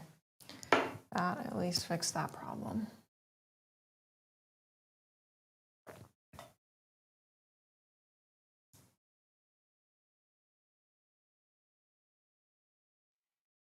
Mm-hmm. Here I go humming again, y'all. You guys start talking. Oh, well, speaking of, we have a comment from Gail. Watch Luther with Ralph Fiennes and hand out the treat, which is very sweet. Yes, I haven't seen that many trick-or-treaters recently. I live in an apartment complex. Yeah, I don't like put out candy or anything because like there could be maybe one trick-or-treater. Yeah. See, the first year we were here, we had one group of about 20 kids that all the families got together and they just went as a herd. That's so And I was like so excited. It was my first time to be able to do trick-or-treating. And so like we had all of like the decorations out and I had a huge bowl of candy and like came up, everybody got stuff and then that was it. There's nobody else that came. And so I was so like saddened by it that I was like, next year, we're going to make sure that like the whole experience can last a little while. Mhm. Yeah. So I came up with the idea of doing a piñata for the kids Oh. so that if I was going to get a herd of kids, I'd at least be able to have the whole family, all the families and everybody be able to linger for a little while so we could do something fun. So that year we had one piñata. It was a huge hit. And so we made like special spiced apple cider. What's that? Pun intended, it was a hit. It was a huge hit. I didn't even catch that. Yeah. Yep. Pun not intended. So then the next year, so we had like hot apple cider that was spiced, and then we called it witch's brew, and we put it like in like a big pot and called it the cauldron. And we had for the adults, we had a few other complimentary beverages that you could add to it that we called with or without poison. You know, and so like it became a thing. So the next year, which was last year, we did 2 piñatas. Okay. We did one for the youngest kids because the youngest kids like hit so lightly, Aw. and all the older kids are just like wanting to like just swing for the fences, right?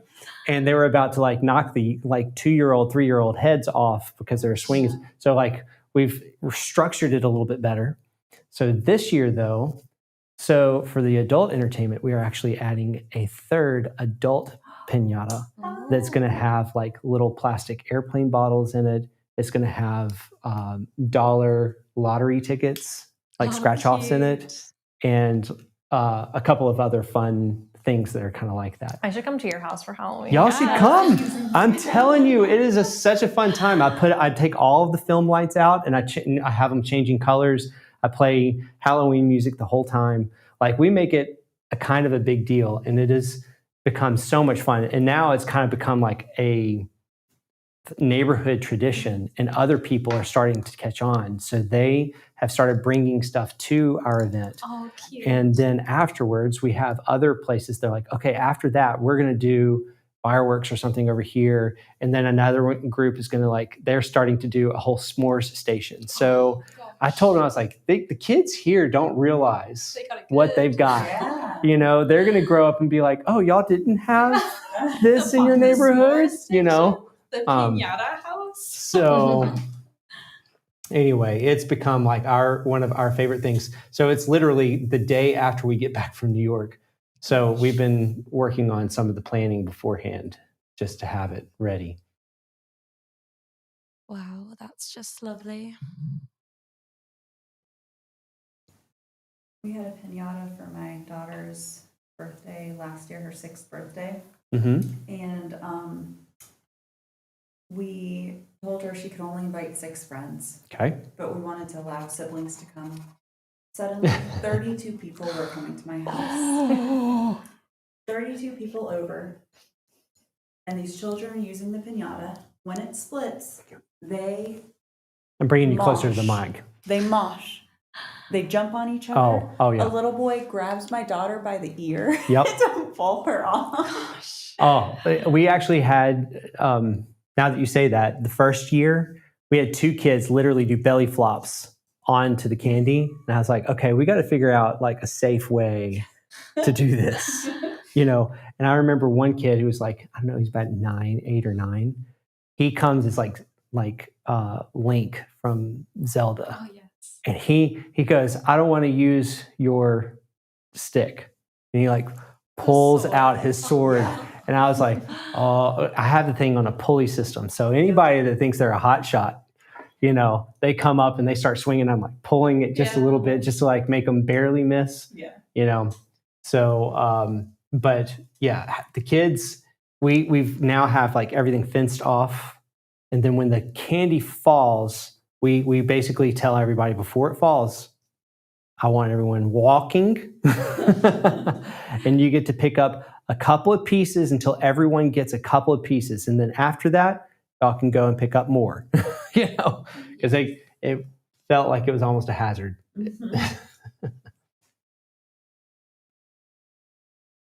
Oh, that's so lovely. And with that, we're at another session, believe it or not. So we'll be taking a short break, and we'll be back soon to continue with our painting.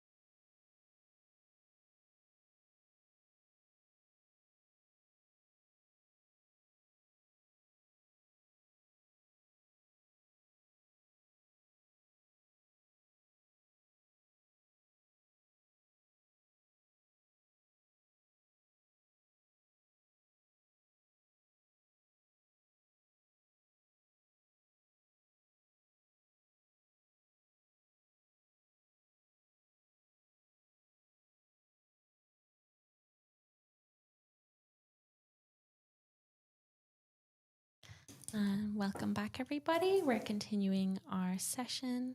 So we have both This of is our first, painters here. Lewis's first sleeve. Yeah, you're good on. Yes. Yeah, I'll only get the sleeve. Yeah. Maybe he should take a picture.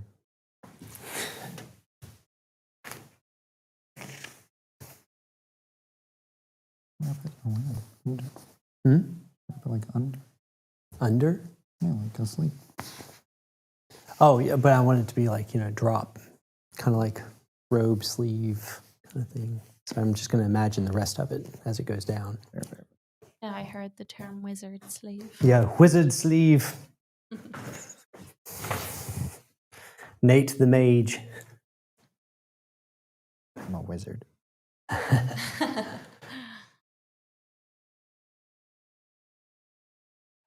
So, any of my more knowledgeable fantasy friends here, what is kind of the difference between a mage and a wizard? I'm always thinking in my head is age. Like one's got is older, longer beard, but I know that there's got to be more differences than that. I mean, there's like kind of a D&D definition, but mage isn't a term that would be used in D&D that often. You'd kind of have to have a step in for like sorcerer or warlock. Okay. But if anyone has some canon or lore in their head that does contain both classes, so to speak, and can give an explanation. Yeah. Yes, please do tell. I always just have the in my head, like a mage is like, a younger person, and then a wizard just has like big beard. Yeah. And of course, then Harry Potter comes out and like destroys all of our understanding what a wizard is. Yes. But I'm right there with you, Fina. I think that at least in my head, that's the difference. But I wouldn't call myself an expert on fantasy. I do like to read fantasy, but I wouldn't consider myself an expert. So, well, I will say that the D&D explanation, at least for a wizard is going to be a magic wielder who had to study magic rather than having it either innate or gifted to you by some higher power. Okay. That's interesting. All this talk of magic and wizard is making me want to go read some books. Yeah, I was just telling Chelsea, for all the fantasy people out there, you probably know who Brandon Sanderson is. I just finished one of his books, The Way of Kings, and started the Mistborn series of him. He's become like one of the people that's like the guy as of the past 10 years or less in that space. So it's been a while. It's been a long time coming that I've been needing to read some of his stuff. It's been a lot of fun. Lewis, I am really curious if you are seeing something.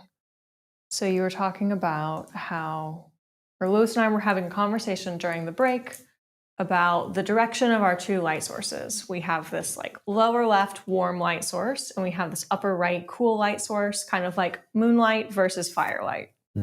As you can see, at least half of that in Lewis's painting, where he has the fire indicated. We don't have the moon in his painting, but you definitely get that feeling of moonlight. It's the vibe. Yes. And so Lewis was commenting that from my perspective, most of the warmth that I will see on Nate's face is coming, or I'm going to capture most of that in that eye socket. And from where I am standing, I feel like the opposite eye socket, the right eye socket, I see a little bit of warmth in it, like right next to the glabella, but I cannot for the life of me figure out the physics of why that plane would be catching the warm light. You're seeing it to the right, diagonally to the right, south of the glabella. I'm just going to be a weirdo. Yep. Point away. Or not her, and I can see it even better up close to him. That's because the light is hitting it. Okay, he is turned into it just enough. Just enough, yeah. Okay. That's why it's cold right before it on this part of the eye right here, or that for anyone who's watching the camera. So everything that's up in that point there's enough of that light source being able to hit up into that area. So it's absolutely catching it. Okay, great. So if right to the left of it, right where the nasal bone meets the glabella, if you put it a cool note, it'll accent it even more and make it look Dope even as more. fuck. Yes, exactly. Thank you. For all of our YouTubers out there. So we're good, right? That you can do that on YouTube, right? Yes. Okay, just making sure. And we have a question from Gail. Which authors do you guys like for fantasy? And well, I know as Lewis mentioned, Sanderson. Mm-hmm. Yes, that's the Mistborn trilogy. That's very good, and of course, Lord of the Rings and The Hobbit. And there's countless more. Is there anybody in the room have any suggestions? Well, I would say, if I had my brother here, he could spout off like so many. I was talking to him yesterday. He says over the past like 2 years, he thinks he's read 75 fantasy books. Gosh. So like he could tell you really well. But one that is a crossover between fantasy and sci-fi that has become one of my favorite books as of late, Chelsea knows what I'm about to say, is a book series called Dungeon Crawler Carl. And I read the first book on a recommendation of a dear friend. And I was like, okay, this sounds like a kind of a crazy story. I don't know if I'm going to like it, but I'll read it because my buddy recommended it. And the first book was good, really good. I enjoyed it. The second book, better. By the third book, I was hooked. I could not put it down. And so it's science fiction of like basically an alien invasion, but they put them into this simulated world that is televised across the universe. And the simulated world is more fantasy driven, as if you're almost a person inside like World of Warcraft. Gosh. And it's part comedy, it's part like Hunger Games. And meanwhile, while all that's happening, there is unrest in the universe with all of these different nations and they're all sort of crumbling amongst each other, trying to figure out who's got what power, like always. And so you've got two different worlds happening simultaneously. And, Chelsea I got Chelsea on it. And she could probably even go into it even further. But it's been one of my favorite things to do, is read that book. And I've finished them up to this point, and he's going to be coming out with another one hopefully soon. So. Hopefully soon. Yeah. There's a drawing in the hallway of me listening to the same conversation last year. Yeah. Yes, exactly. So Nate, you got to get on the board. You got to get on board, man. Yeah, I know. You've had a year. Yeah. So I have, yes. Since then, I have finished the series, and lately, up to the point where I've been reading these Brandon Sanderson books, I've been reading a lot of like the old classics because I felt like I've never read them, and I was like, before my time on this earth is done, these are books I would like to say that I have not only read but really want to experience. So I've been also doing that, and usually during this season, I read a book attributed to like the Halloween season. So like a few years ago, it was Dracula, Frankenstein, anything that's in that genre. I tend to like do one sort of scary book during this month. But since I've been doing fantasy, I've just stayed on that kick for a while. If I turn my head completely sideways, I don't hate it. I just like caught myself like totally bent over. Like, what am I getting out of that? Just hang the painting sideways. Yeah. That's funny.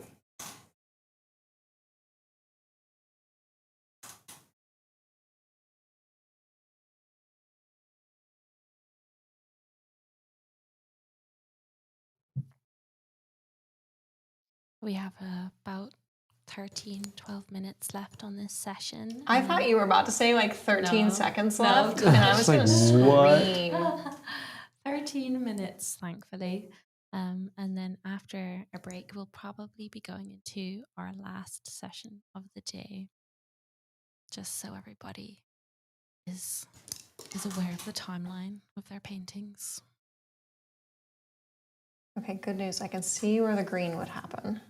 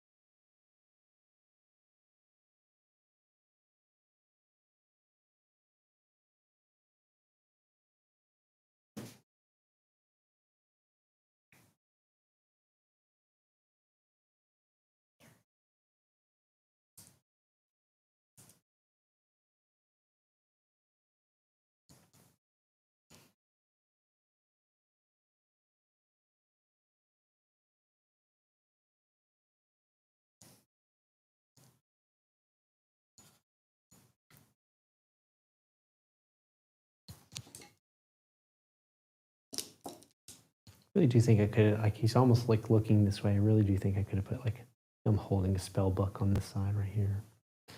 But I feel like you don't try that with one session left. Here's what you do. You literally just like hatch it in really non-committally, Yeah. and then you leave it sketchy. Mm-hmm. And if you're not looking for it, it just looks like a sketch. And I think it's a vibe. This is how I paint. Like, how much of it it's a can I vibe. leave unfinished looking and have it be beautiful? That's my aesthetic. I do love those sketchy parts of paintings, though. Yeah, egg 'em on. It's true, I do. I love seeing those marks that are just like alluding to something.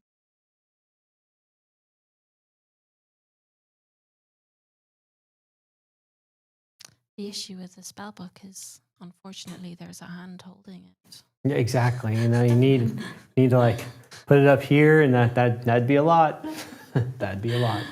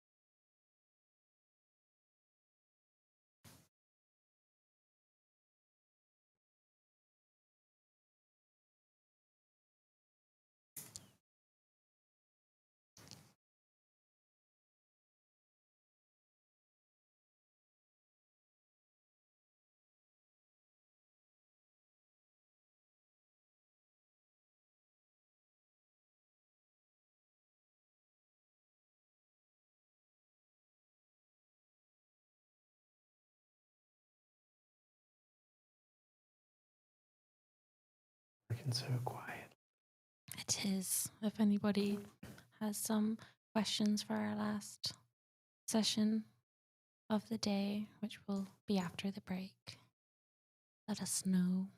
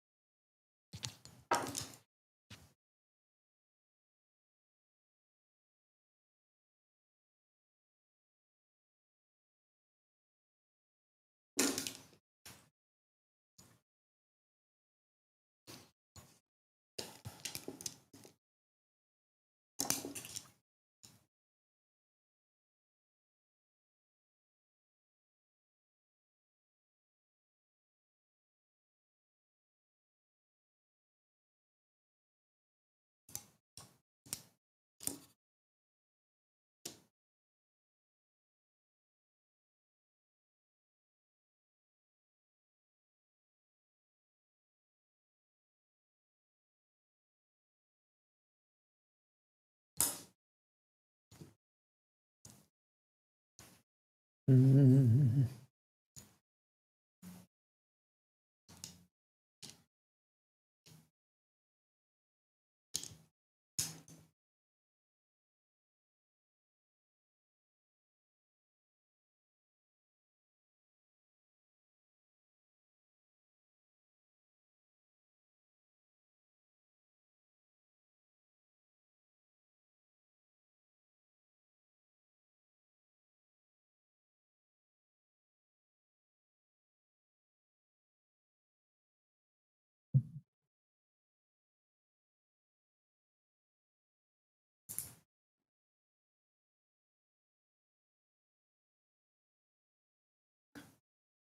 Carve a little bit of this out here. Oh, that was nice. Everyone hold your applause. Way to go, Chels. Thank you. Thank you.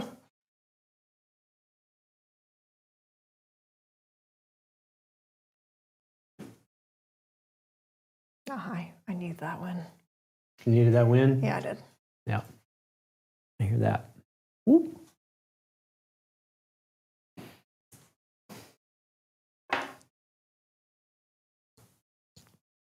We have a comment from someone, and I can't repeat all of it, but I wish the EU would allow us to buy lead white oil paint again at a reasonable price.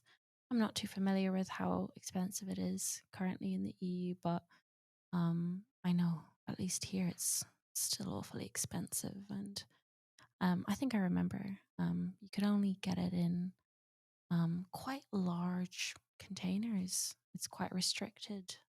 I suppose that just has to do with the qualities, which it does contain lead. You have to be careful with using it. I don't use it myself because I currently use water soluble paints, but of course, as Lewis and Chelsea have mentioned, many painters do like to use it. Oh gosh, yeah, it's getting there. They've responded and said 130 euros per tube, which is probably something like $145, something like that. For a small tube?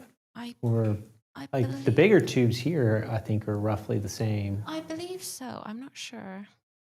But yeah, the smaller tubes, I can see that being pretty outrageous.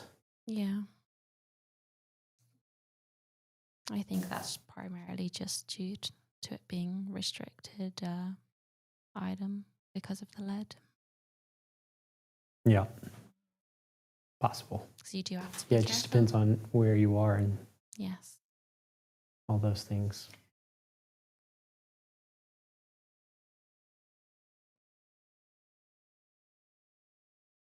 Yes, I have used it before.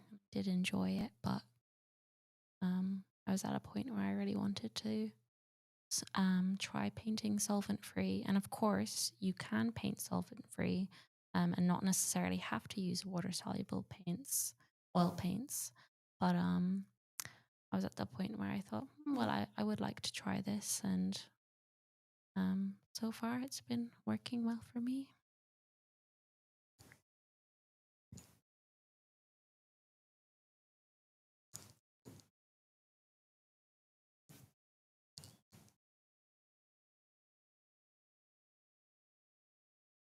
This is like fun part when you can just like play around with marks. See if you can find something that looks nice. Yes. Just make sure everything else is, if you're happy with everything else, it's like, okay, don't touch Yeah. anything. Yep. Don't even look up there.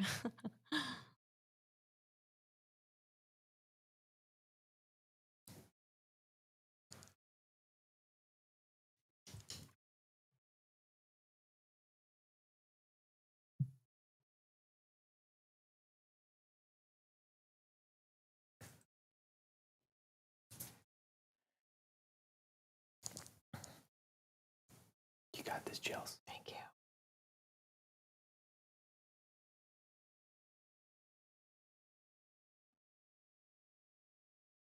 Yeah, I need like that.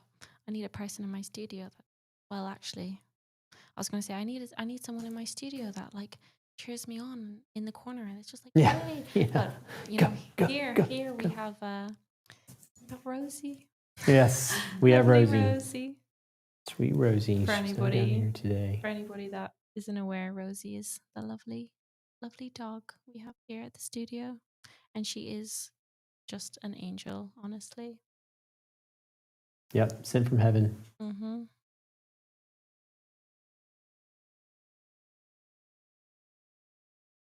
Ooh, does anyone have any good holiday ghost stories? Ooh. Like, not like, here's like some fiction. Like, has anyone heard of someone having like an encounter? Let's make it spooky. Yes. You know, Kwang Ho was talking about this at the last Portrait Society. There was a guy that we were all having dinner with. He was like, "You've got to hear his ghost story. Like, it's legit. You know, like a personal experience kind of ghost story." Ah, So, and I think that he ended up telling it that night, but we weren't a part of it because I think I went up and like hung out with y'all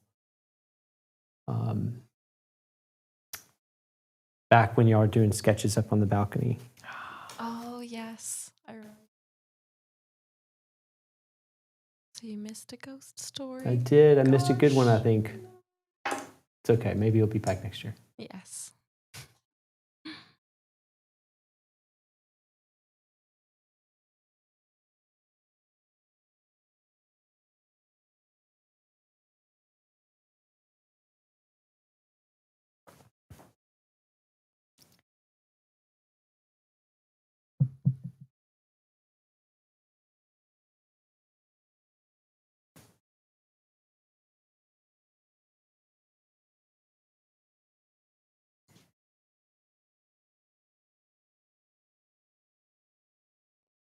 Don't have any ghost stories, but for some reason I just can't help but think I remember seeing something on the driveway day and thinking, gosh, what is that?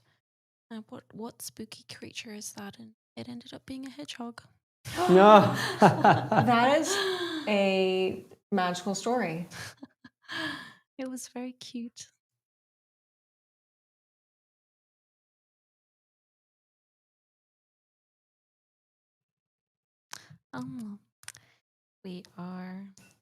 Unfortunately, we are at the end of this session, so we'll be taking a short break and then returning for a shorter last session where we can finish up for today.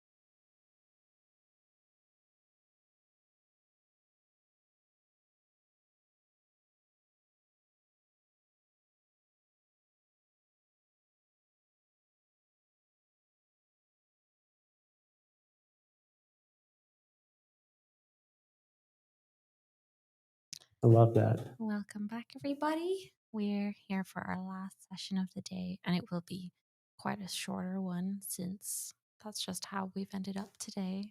So we'll try and address any last questions that you have while our artists finish up on their paintings. And I suppose while I'm saying that, we have a question. Can you guys kindly explain how you go about deciding edges in your painting, what to sharpen, loosen, or soften? I think that if you're getting, potentially flummoxed by it in your own practice, it's helpful to remember that there is actually a lot of logic and rules that help determine edge quality. So, for instance, all right, off the top of my head, the material that you are painting will determine the edge quality. So, for instance, I'm not going to paint Nate's hair with a hard edge because his hair is naturally, it's very different than if I were painting the metal of the buckle on his garment, which is going to be very reflective. It's naturally going to work very well with hard edges. The geometry of the object will also determine this. So if I were to be painting the book that's resting on his leg, I don't know if y'all can see that, but because that is essentially a rectangular prism, it's going to be painted with much harder edges than something like the cowl that's like gently sloping around his form. Similarly, two areas of similar value will get a softer edge, whereas areas of higher value contrast will get a harder edge. Something that is highly movable or in motion. Nate is not in motion, but for instance, his lips are the part of him that is most likely to be in motion. The flame. Yeah, Louis is painting the flame, which is not actually real, but given how much that would be moving, he is painting that with a great deal of softness. Similarly to how we would paint the lips with a great deal of softness. If you've ever painted lips and it looks like someone had lipstick on, that typically comes not from having the wrong color necessarily, but oftentimes from having too hard of an edge in the lips. Oh, okay. We have material quality. We have the actual form. We have material, movability, contrast. You could also potentially think about focal point for this. Things that are in the background that are in a different plane from whatever your focal area is would naturally have a softer edge, whereas your focal area will have a harder edge. If in doubt, I would think about these things. But again, I think so many painters get so tripped up by things like rule of thirds or warm light, cool shadows and vice versa. Or just feeling like they need to have a PhD in color theory in order to put accurate color into a painting, that if you listen to me rattle all of these off and think, that's a lot to remember, don't feel pressure to think of it as this like vast formula yet. Just start looking for these things next time you're painting. Look for areas where you can actually see that an edge looks a little softer or less defined. And ask yourself like why that might be. Is it, for instance, I'm looking at Nate right now. From my vantage point, I can see a good chunk of him. I'm not sure that you all have the same angle that I do, but there's a shadow that he's casting onto our backdrop that is essentially the same value, but not exactly the same color as the cowl that he's wearing. And if I were painting that section, which I'm not, but if I were, that would be a really strong candidate for a lost edge because the values are functionally identical and that area isn't the focal area of the painting. So I think just being aware of them and looking out for them can really help you to understand that knowing where to soften or lose edges or play with your brushwork, it actually is a lot less arbitrary than you might imagine. And there's a lot more of a logic dictating it. But I think it comes with time and like practice observing them. And kind of slowly, again, freeing up more parts of your brain to focus on that, same way you might free up parts of your brain to think more about the forms and the planes, rather than having to juggle a million different questions every time you lay down a brushstroke. Mm. Well, that's awesome. Now that I've said that, I guess I'll start painting. Yes, you And did that's awesome. time. Yeah, exactly. Awesome. Yay. Well, you did a great job covering it. I'd say that the biggest thing to realize is that also this is all in dovetail to what Chelsea said, because everything she said was really spot on, is that assigning a certain nomenclature of what things mean in your painting is also can be very helpful. And that's more of a pro tip. Like, you first understand all the things she's saying, because you can use it for the forms of illusion of pushing things back and pushing them forward. But then you can make a choice of which one of those things are important to you, where you can actually stylize your painting by saying, conventionally, this is supposed to be a soft edge, but in my style, I want to make this hard for X, Y, Z reasons. But I'm going to make this thing, which is normally a conventional thing, a soft edge, or vice versa, as long as it stays consistent throughout the whole painting. You actually have the power to use it in a lot of different ways. So that all to be said is that there's lots of fun ways that you could do it. But first, if you are working on just understanding fundamentals, do the fundamentals first of understanding what all of those things mean. And everything Chelsea said are ways that you can apply it, which are fabulous. Yes, so very eloquently spoken by Lewis and Chelsea. So hopefully that helped to answer your question. And we have comment from Gail again. Really love how Chelsea captured Nate's true demeanor. And then brackets, Lewis's mage is more reserved. Yes. Thank you. That's a lovely thing to say, and on how like you can kind of paint a certain characteristic of your model into your work, of like what type of person they might be. What kind of mage is this? I especially appreciate the compliment and the encouragement, because I feel like Louis just did such a great job of capturing him from your previous session that I was like, oh man, I know I'm not going to have the hand and the whole scene, but like if I can just capture him with an ounce of the care with which you have the face from your last session, that I'll be pleased. So I'm glad that I could do some justice there. No, you did great. Thank you. We'll make sure we do a close-up of our paintings today, as we are coming to that time where we'll have to say goodbye. Oh. I know. Well, thank you everyone for joining us tonight. It's, as always, it's such a lovely pleasure to have you join us. Also, big announcement. We just announced Jared Brady. I should have mentioned this earlier. His in-person / online workshop that he'll be doing here. So excited about having him. Looking forward to, he's coming the first week of December. Check out our emails if you want to know more. I think we have one spot left of the in-person.